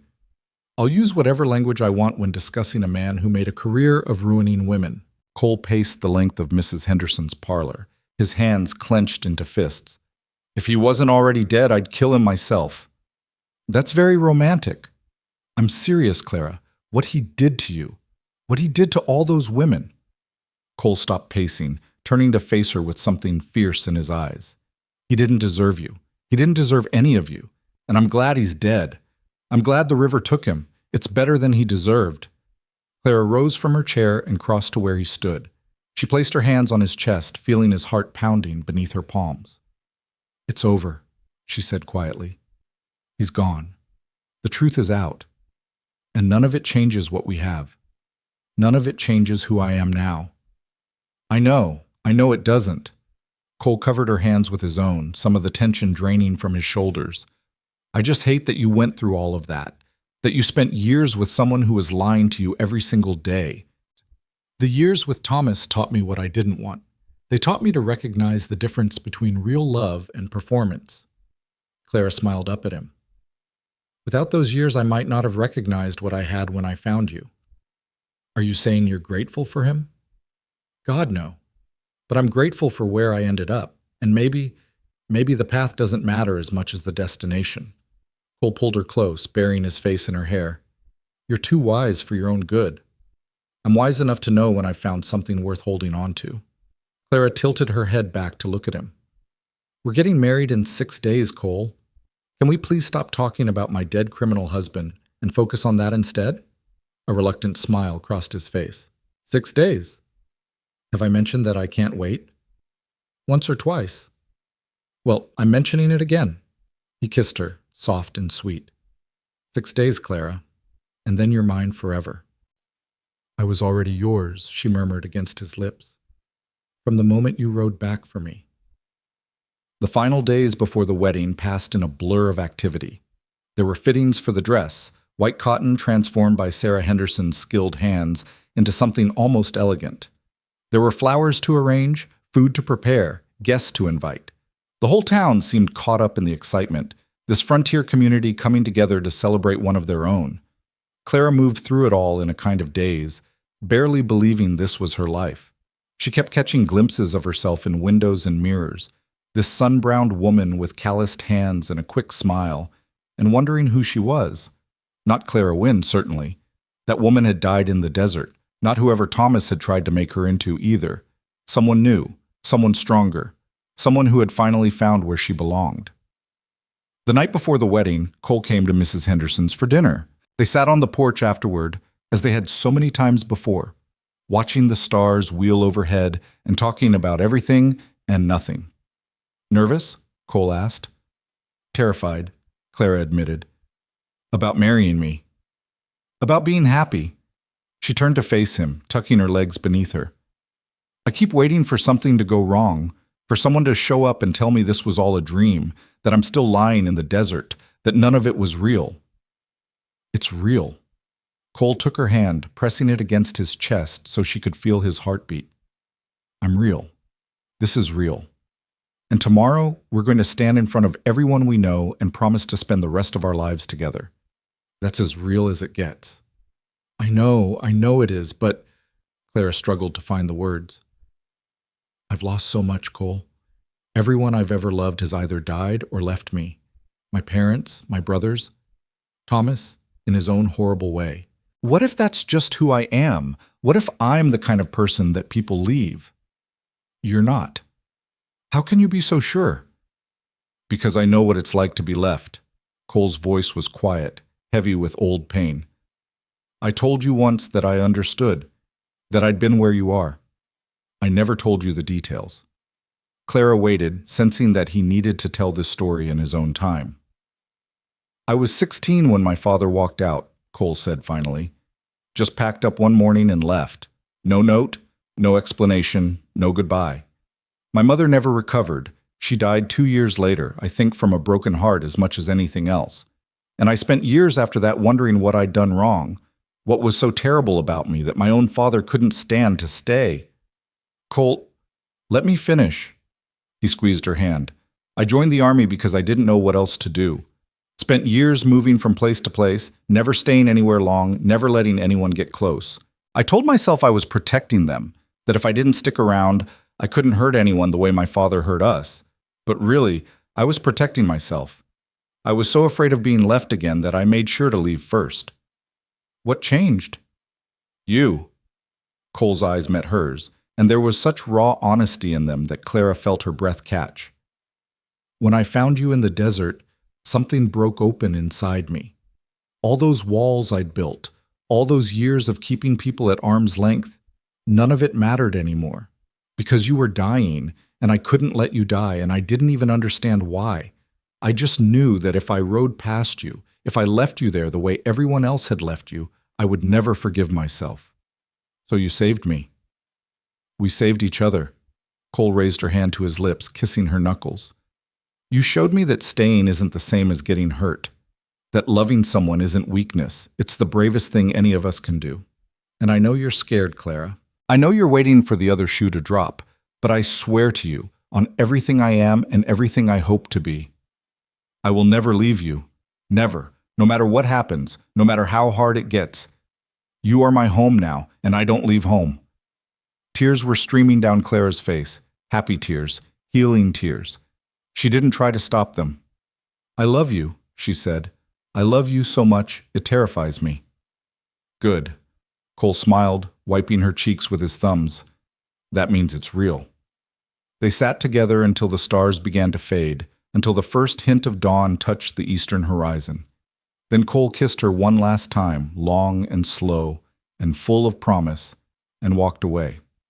The next time she saw him, she would be walking down the aisle. The wedding day dawned clear and cold, with a sky so blue it hurt to look at. Clara stood in her room at Mrs. Henderson's, dressed in white, the locket around her neck and the turquoise ring on her finger. Mrs. Henderson fussed with her veil, adjusting it this way and that until it lay perfectly against her hair. Sarah Henderson stood nearby with Clara's bouquet, wildflowers from the desert, beautiful in their stubborn resilience. You look like an angel, Mrs. Henderson said, stepping back to admire her work. Cole Madron is the luckiest man in the territory. In the country, Sarah corrected. In the world, Clara added, and they all laughed. There was a knock at the door. Clara's heart leaped. Was it time already? But when Mrs. Henderson opened the door, it wasn't the messenger she expected. It was Mr. Wilson, dressed in his Sunday best, looking uncomfortable and oddly emotional.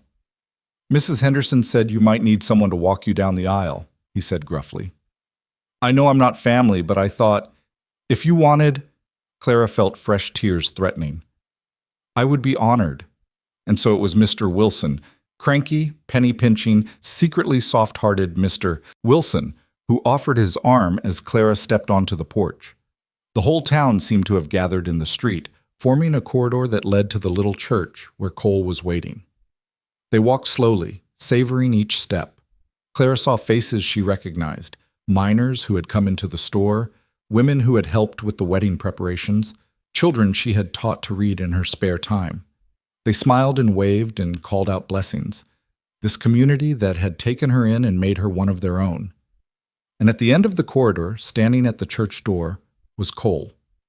He was dressed in a new suit that looked slightly too tight across his broad shoulders. His hair was combed back, his jaw freshly shaved. But it was his expression that made Clara's heart stop. Such love, such joy, such complete and utter devotion that she almost couldn't bear to look at him. Almost. Mr. Wilson delivered her to Cole's side with a gruff, "Take care of her, Madron," and stepped back. Cole took her hands, and Clara felt the last of her fear dissolve like morning mist. This was real. This was right. This was exactly where she was supposed to be. The ceremony was simple. They had wanted it that way. The pastor spoke of love and commitment, of promises made and promises kept. Cole's voice was steady as he recited his vows, but Clara could feel his hands trembling in hers. Her own voice shook as she spoke the words that would bind her to him forever. And when the pastor finally said, "You may kiss the bride," Cole gathered her into his arms and kissed her like she was the only woman in the world. The crowd erupted in cheers, someone fired a gun into the air, and Clara laughed against Cole's lips, laughed with pure, uncomplicated joy. She was married, she was loved, she was home. The celebration lasted well into the night. There was food and music and dancing, stories and toasts, and more happiness than Clara had experienced in her entire life combined. She danced with Cole until her feet ached, then danced with him some more.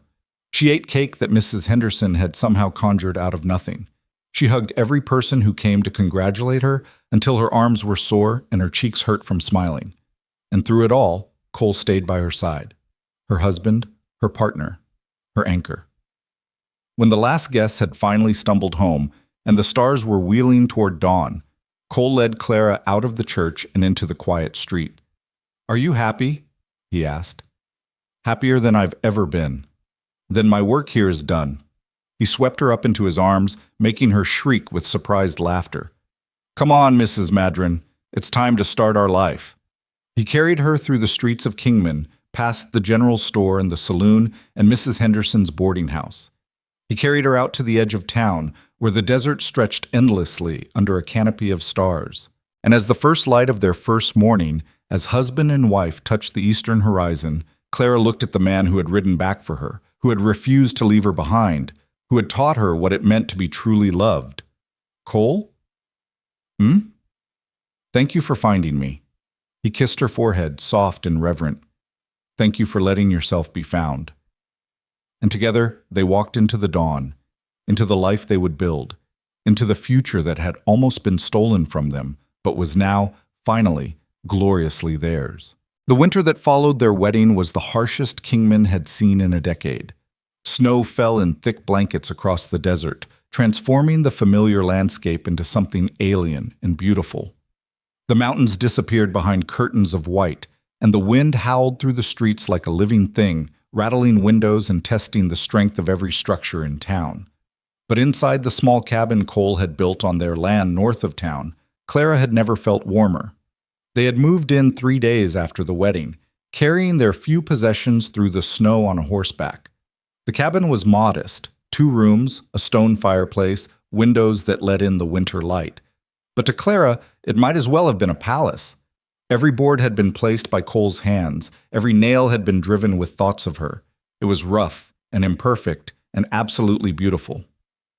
"It's not much," Cole had said, watching her face as she walked through the door for the first time. "I know it's not what you're used to." "It's everything," Clara had interrupted, turning to face him with tears in her eyes. "It's ours. That makes it everything." Now 6 weeks into their marriage, Clara stood at the window watching the snow fall and marveling at how much her life had changed. A year ago, she had been trapped in a loveless marriage, slowly suffocating under Thomas's control.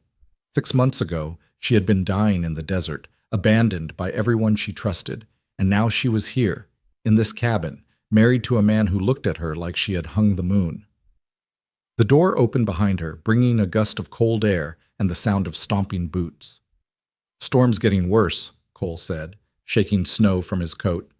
"I got the horses settled in the barn, but we might be stuck inside for a few days." "Is that supposed to be bad news?" He grinned, crossing the room to wrap his arms around her from behind. "Depends on how you feel about being trapped with me." "I think I can manage." They stood together at the window, watching the snow pile higher against the glass. Cole's chin rested on top of her head, his arms warm and solid around her waist. It was such a simple moment, so ordinary, so domestic, but Clara felt her heart swell with gratitude for it. "What are you thinking about?" Cole murmured. "About how strange life is." How you can go from having nothing to having everything in the space of a few months.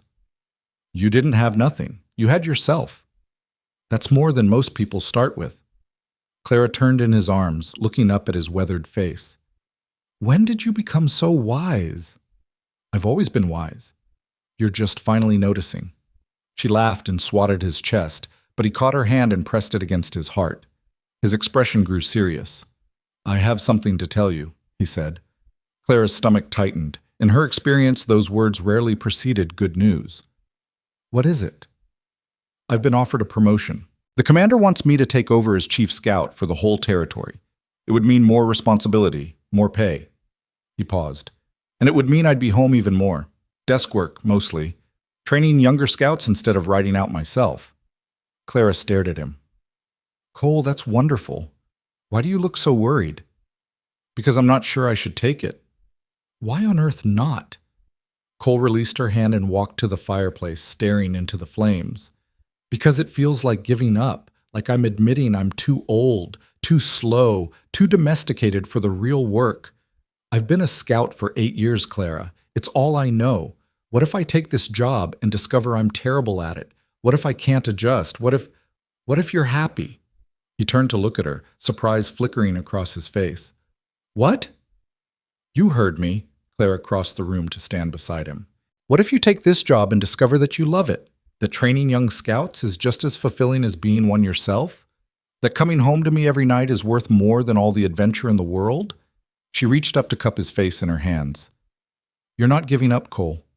You're growing. There's a difference. How do you always know exactly what to say? I don't. I'm just very good at pretending. He laughed, that rare, genuine laugh she treasured, and pulled her close. What did I do to deserve you? You rode back, that's all. You rode back when everyone else rode away. They held each other as the storm raged outside, as the fire crackled and popped, as the world narrowed to the warmth of their small cabin and the steady beat of each other's hearts. I'll take the job, Cole said finally.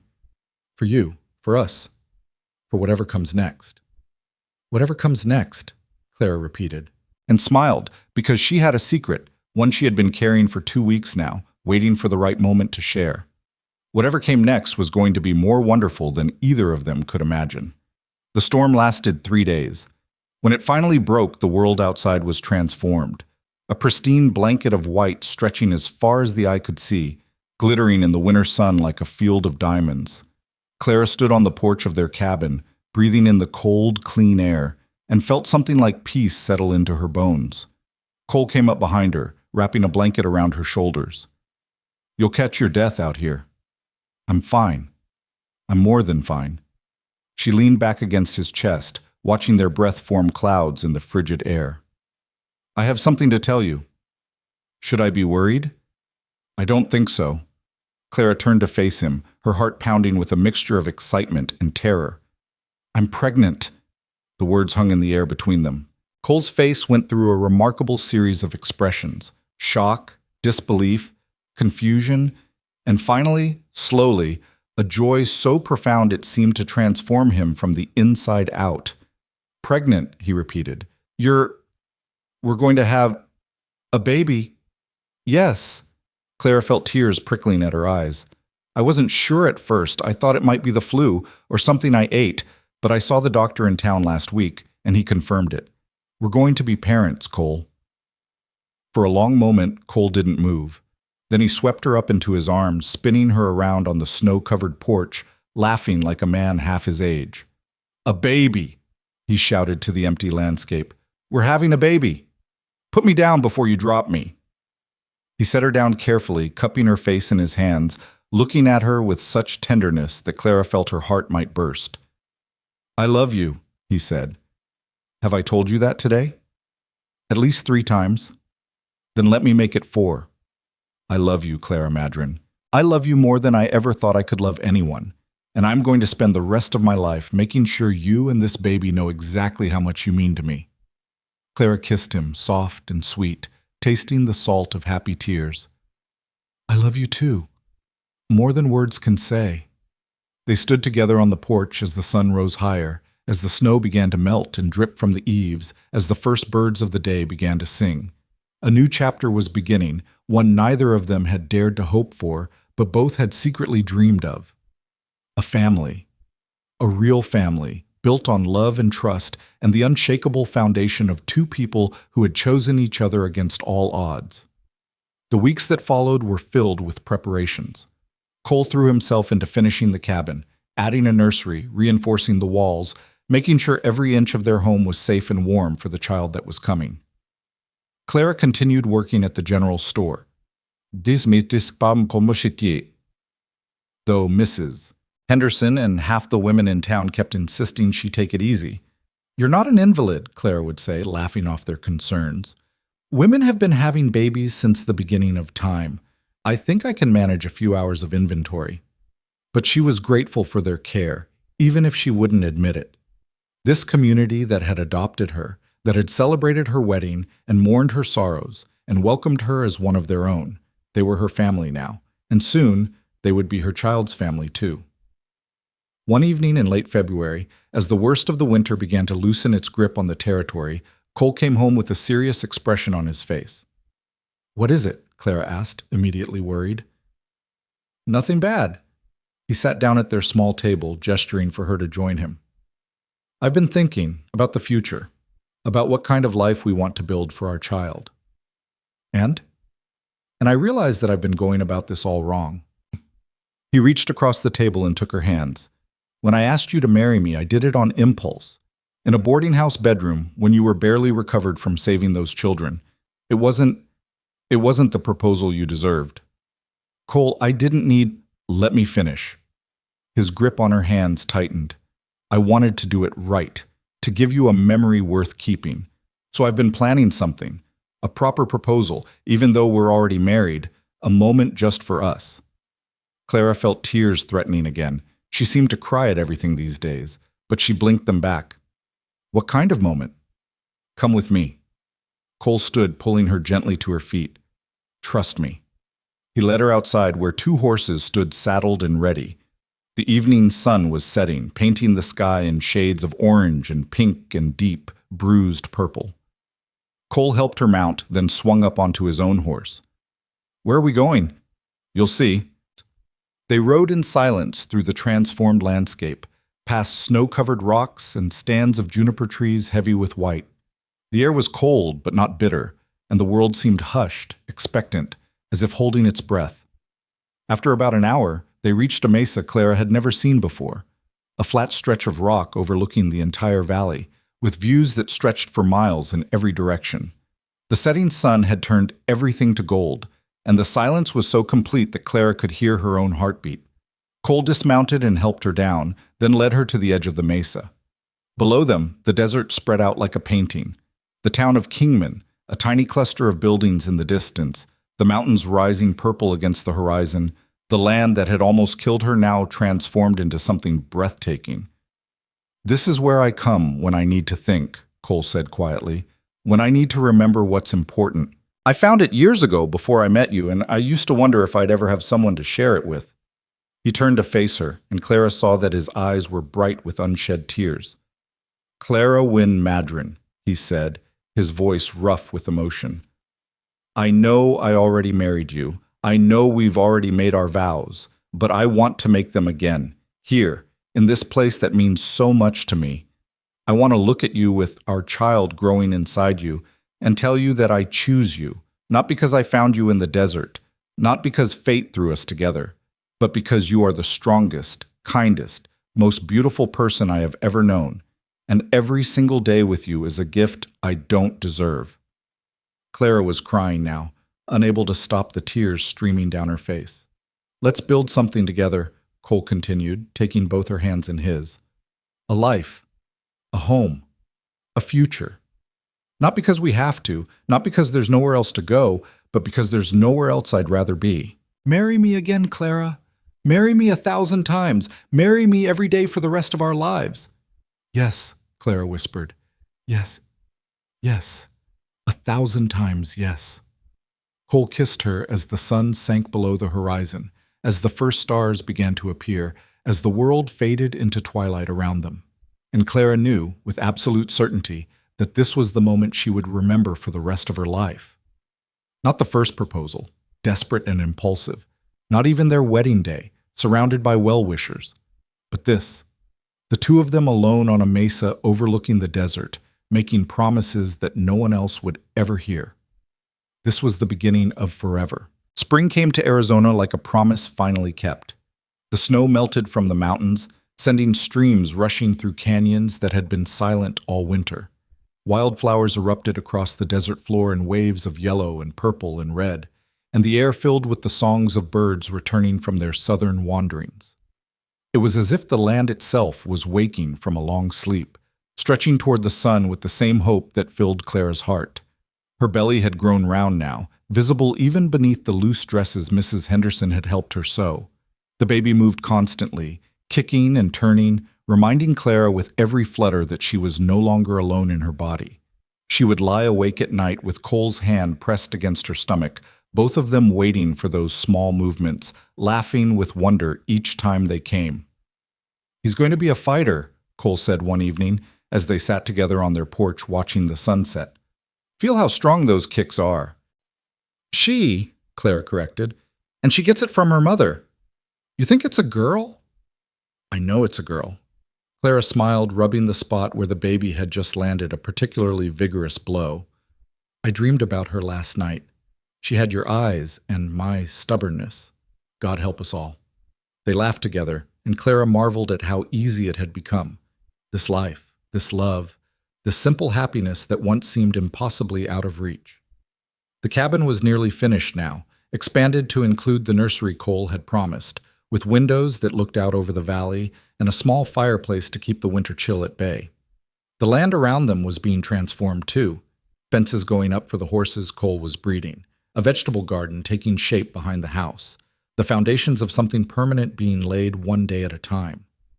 Clara's work at the general store had slowed as her pregnancy progressed, though she still went in a few mornings a week to help with the books. Mr. Wilson had hired a young man to handle the heavy lifting, but he insisted that Clara's head for numbers was irreplaceable. "You'll come back after the baby's born," he said gruffly, in a tone that brooked no argument. "Part-time, whenever you can manage. I'm not losing my best employee to motherhood." "I wouldn't dream of abandoning you," Clara had replied, and meant it. The store had been her lifeline when she first arrived in Kingman, a place to feel useful, to rebuild her sense of purpose. She wasn't ready to give that up entirely, but her focus now was on the life growing inside her. Every kick, every movement, every quiet moment with her hand pressed to her belly reminded her of how far she had come. A year ago, she had been dying in the desert, abandoned by everyone she trusted. Now she was building a family, surrounded by people who loved her, preparing to bring a new life into the world. The irony wasn't lost on her. Thomas had left her for dead because she was inconvenient, a sick wife who threatened to slow down his plans. And now, from the ashes of that betrayal, something beautiful was growing. Something Thomas could never have given her, because Thomas had never been capable of real love. Cole was different. Cole loved her in a way that felt almost sacred, not because she was useful to him, not because she fit into his plans, but simply because she existed. He loved her strength and her weakness, her laughter and her tears, her hopes and her fears. He loved the woman she was becoming, not just the woman she had been. And soon, they would have a child to love together. The baby came on a warm May evening, as the sun was setting over the mountains and painting the sky in shades of fire. Clara had been feeling strange all day, restless, uncomfortable, unable to settle. She had walked around the cabin a dozen times, rearranged the nursery twice, and finally admitted to Cole that something was happening. "It's time," she said, gripping the edge of the kitchen table as a wave of pain rolled through her. "Cole, it's time." The next few hours were a blur of agony and determination. Mrs. Henderson came, summoned by Cole's frantic ride into town, along with the doctor and Sarah Henderson and half the women of Kingman, or so it seemed. They filled the cabin with their bustling presence, boiling water and preparing linens and murmuring encouragement. Clara barely noticed any of it. The pain was all-consuming, wave after wave crashing over her, and she clung to Cole's hand like a lifeline. He stayed by her side through every contraction, his face pale but his voice steady, telling her she was strong, she was brave, she could do this. "I can't," Clara gasped at one point, tears streaming down her face. "Cole, I can't." "You can." His hands gripped hers, warm and solid. "You walked 20 miles through the desert on nothing but willpower. You survived things that would have broken anyone else. This is nothing, Clara.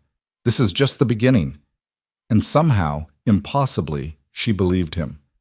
The baby came just as the last light faded from the sky. A girl, just as Clara had dreamed, with a thatch of dark hair and lungs powerful enough to wake the dead. The doctor placed her on Clara's chest, and the whole world narrowed to that small, perfect weight. "Hello," Clara whispered, tears flowing freely now. "Hello, little one. We've been waiting for you." Cole leaned over them both, his own eyes suspiciously bright. He touched the baby's tiny hand, marveling at the miniature fingers that curled instinctively around his own. "She's perfect," he said, his voice rough with emotion. "Clara, she's absolutely perfect." "She is." Clara looked up at her husband, at this man who had saved her life and then given her a new one. "What should we call her?" They had discussed names for months, going back and forth, never quite settling on anything that felt right. But now, looking at this tiny creature who had fought her way into the world, Clara knew. "Hope," she said. "Her name is Hope." Cole nodded slowly, understanding the weight of the word. Hope. What Clara had clung to in the desert, what had carried her through the darkest days, what had led her to this moment. "Hope Madron," he said, testing the sound of it. "It's perfect." The baby, Hope, chose that moment to yawn, her tiny mouth opening wide before settling into a contented sigh. Clara laughed, the sound breaking through her exhaustion. "I think she approves." The weeks that followed were a haze of sleepless nights and overwhelming love. Hope was a demanding baby, hungry every few hours, fussy when she was tired, prone to crying for reasons neither Clara nor Cole could decipher. But she was also beautiful beyond words. Her eyes, when they finally settled into their permanent color, were whiskey brown like her father's, and her temperament, despite the crying, showed flashes of the stubbornness Clara had predicted. Clara took to motherhood with the same determination she had brought to everything else in her life. She learned to nurse while walking, to change diapers in the dark, to catch sleep in small snatches whenever Hope would allow it. She learned the particular sound of Hope's hungry cry versus her tired cry, the way she liked to be rocked, the songs that would calm her when nothing else would. And through it all, Cole was there. He took the night feedings when Clara was too exhausted to move. He changed diapers without complaint, held Hope for hours when she was colicky, sang off-key lullabies that made Clara laugh even through her exhaustion. He was the father she had always dreamed of for her children, present, devoted, endlessly patient. "You're good at this," Clara told him one morning, watching him walk Hope around the cabin, the baby finally settling after a difficult night. "I'm making it up as I go." "So am I, but at least we're making it up together." Cole smiled, that rare, genuine smile that still made her heart skip. "Together. I like the sound of that." Summer arrived in full force, bringing heat that shimmered off the desert floor and turned the afternoons into tests of endurance. Clara and Hope spent most of those hot hours inside, in the relative cool of the cabin, while Cole worked on the ranch in the early morning and late evening. Their little homestead was thriving. The horses Cole was breeding had attracted buyers from as far away as California, and the vegetable garden was producing more than they could eat. They had hired a young man from town to help with the heavier work, and Sarah Henderson's husband James had become a regular presence, helping Cole with projects too large for one person. It was, Clara realized one evening, exactly the life she had dreamed of during those dark days in the desert. A home, a family, a community, a future. And yet something still nagged at her, a shadow that lingered at the edges of her happiness, refusing to fully disappear. She was sitting on the porch one evening, nursing Hope as the sun went down, when Cole came to join her. He had been working in the barn all afternoon and he smelled of hay and horses and honest sweat. "You're brooding," he said, settling into the chair beside her. "I'm not brooding, I'm thinking." "Same thing, with you." He reached over to stroke Hope's downy head. "What are you thinking about?" Clara was quiet for a long moment, trying to find the words. Do you remember what you said to me that first day in the desert, when you found me? I said a lot of things. You said you don't leave people behind, not ever. Clara shifted Hope to her other breast, careful not to disturb the baby's feeding. I've been thinking about that, about what it means. And I realized that I spent my whole life being left behind. My parents died, my brothers died. Thomas abandoned me. I thought that was just who I was, the person people leave. She looked at Cole, at his weathered face and his kind eyes and the strength that radiated from every part of him. But you changed that. You rode back for me when everyone else rode away, and I've been trying to figure out why. I told you why. I don't leave. I know what you told me, but I want to know the deeper reason. What made you that way? What made you the kind of man who rides back? Cole was silent for a long moment. When he spoke, his voice was rough with old pain. My mother, he said finally. When my father left, it broke her. Not all at once. It was slow, like watching someone drown in inches. She stopped eating, stopped sleeping, stopped caring about anything, and I watched her fade away, day by day, knowing there was nothing I could do to bring her back. Cole, let me finish. He took a breath. When she died, I made myself a promise. I swore that I would never be like him, never abandon someone who needed me, never ride away when riding back was possible. He reached over and took Clara's free hand. And then I found you in the desert, more dead than alive, and I understood why I'd made that promise. It wasn't just about not being my father. It was about being ready, being worthy, when the moment came, when someone needed me to ride back. Clara felt tears slipping down her cheeks. I'm glad you were ready. So am I. Cole lifted her hand to his lips. So am I. They sat together as the stars came out, as Hope finished nursing and fell asleep against Clara's chest, as the desert cooled and the night wrapped around them like a blessing. And Clara understood finally that she would never be left behind again. Not because the world had changed, but because she had found someone who would always, always come back for her. The fall brought changes none of them had anticipated. Mrs. Henderson, who had seemed as permanent as the mountains themselves, announced that she was retiring. Her nephew had come from back east to take over the boarding house, and she was moving to California to live with her sister. I'm not as young as I used to be, she told Clara, as they sat together in her parlor for what might be the last time.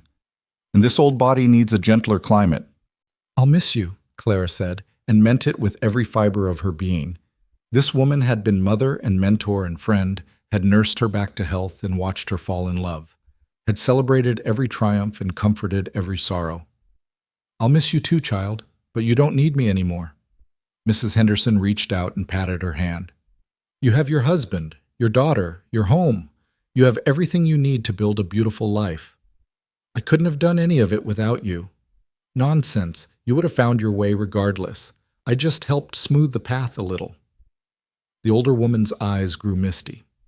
I want you to know something, Clara. When Cole first brought you to my door, half dead and barely breathing, I wasn't sure you'd make it through the night, but there was something in your eyes, a spark, a determination that told me you weren't ready to give up. And I was right. You're the strongest person I've ever known. Clara embraced her, holding tight to this woman who had been her anchor in the storm. Thank you for everything. Take care of that family of yours, and tell that husband of yours that if he ever makes you unhappy, I'll come back from California just to set him straight. I'll tell him. Mrs. Henderson left on a Tuesday morning, waving from the stagecoach window until she disappeared around a bend in the road. Clara stood in the street with Hope in her arms, watching until there was nothing left to see. It felt like the end of an era, but also, somehow, like the beginning of something new. The first anniversary of Clara's rescue came and went without fanfare. She marked it quietly, walking out to the edge of their property at dawn to watch the sun rise over the desert that had almost claimed her life. So much had changed in a year. She was a wife now, a mother, a member of a community that had embraced her as one of their own. She had a home, a purpose, a future bright with possibility. The woman who had woken up in the desert, abandoned and dying, seemed like a stranger now, someone from another lifetime, another world. But Clara didn't want to forget her. That woman, desperate, terrified, clinging to life with nothing but stubbornness and will. She was the foundation on which everything else had been built. Without her, without that moment of choosing to live when dying would have been easier, none of this would exist. Thank you, Clara whispered to the desert, to the sky, to whatever force had kept her alive long enough for Cole to find her. Thank you for not letting me give up. The wind stirred the dust at her feet, carrying the scent of sage and creosote. In the distance, a hawk circled lazily, riding the thermals with effortless grace. The desert didn't answer, it never did, but Clara felt heard nonetheless. She turned and walked back toward the cabin, toward the life she had built, toward the family waiting for her inside. Cole was on the porch when she arrived, Hope balanced on his hip, both of them watching her approach with identical expressions of curious welcome. "Where did you go?" Cole asked. "Just needed some air." Clara climbed the porch steps and took Hope from his arms, pressing a kiss to her daughter's soft cheek. "And some perspective." "Find what you were looking for?" Clara looked at him, this man who had ridden back for her, who had taught her what it meant to be loved, who had given her a family and a future and a reason to hope. She looked at their daughter, this perfect little person who represented everything good that had come from the worst moment of her life. She looked at the cabin behind them, solid and warm, built with their own hands on land that belonged to them. "I found everything," she said. "I found everything I ever needed." Cole smiled, pulling her close, wrapping his arms around both her and Hope. They stood together on the porch of their home, watching the morning sun climb higher, listening to the sounds of their land waking up around them. "You know what I realized?" Cole said quietly. "That day in the desert, when I found you, I thought I was saving your life. Turns out, I was finding mine." Clara leaned into him, feeling the steady beat of his heart, the warmth of his body, the unshakable solidity of his presence. "We found each other," she said, "and that's the only thing that matters." Hope gurgled contentedly, reaching up to grab at Cole's chin with her tiny fingers. They both laughed, the sound carrying across the desert, mixing with the bird song and the wind and the endless rhythm of life continuing. The woman once left behind had become the heart of a thriving home. The scout who had vowed never to abandon anyone kept that promise every single day. And their family's story, rooted in courage, rescue, and chosen love, would be told for generations to come. It had begun in the desert, in the worst moment of Clara's life, in the space between death and survival. It had grown through hardship and healing, through trust slowly rebuilt and love carefully tended. And now it flourished, strong and beautiful, a testament to what was possible when two broken people chose to mend each other. Clara Wynne had been left for dead in the Arizona desert. Clara Madron had risen from those ashes to build a life beyond her wildest dreams, and neither she nor Cole nor their daughter Hope would ever be left behind again. The story was complete. The wounds were healed. The future stretched before them, bright and full of promise. And they walked into it together, hand in hand, heart to heart, forever home at last.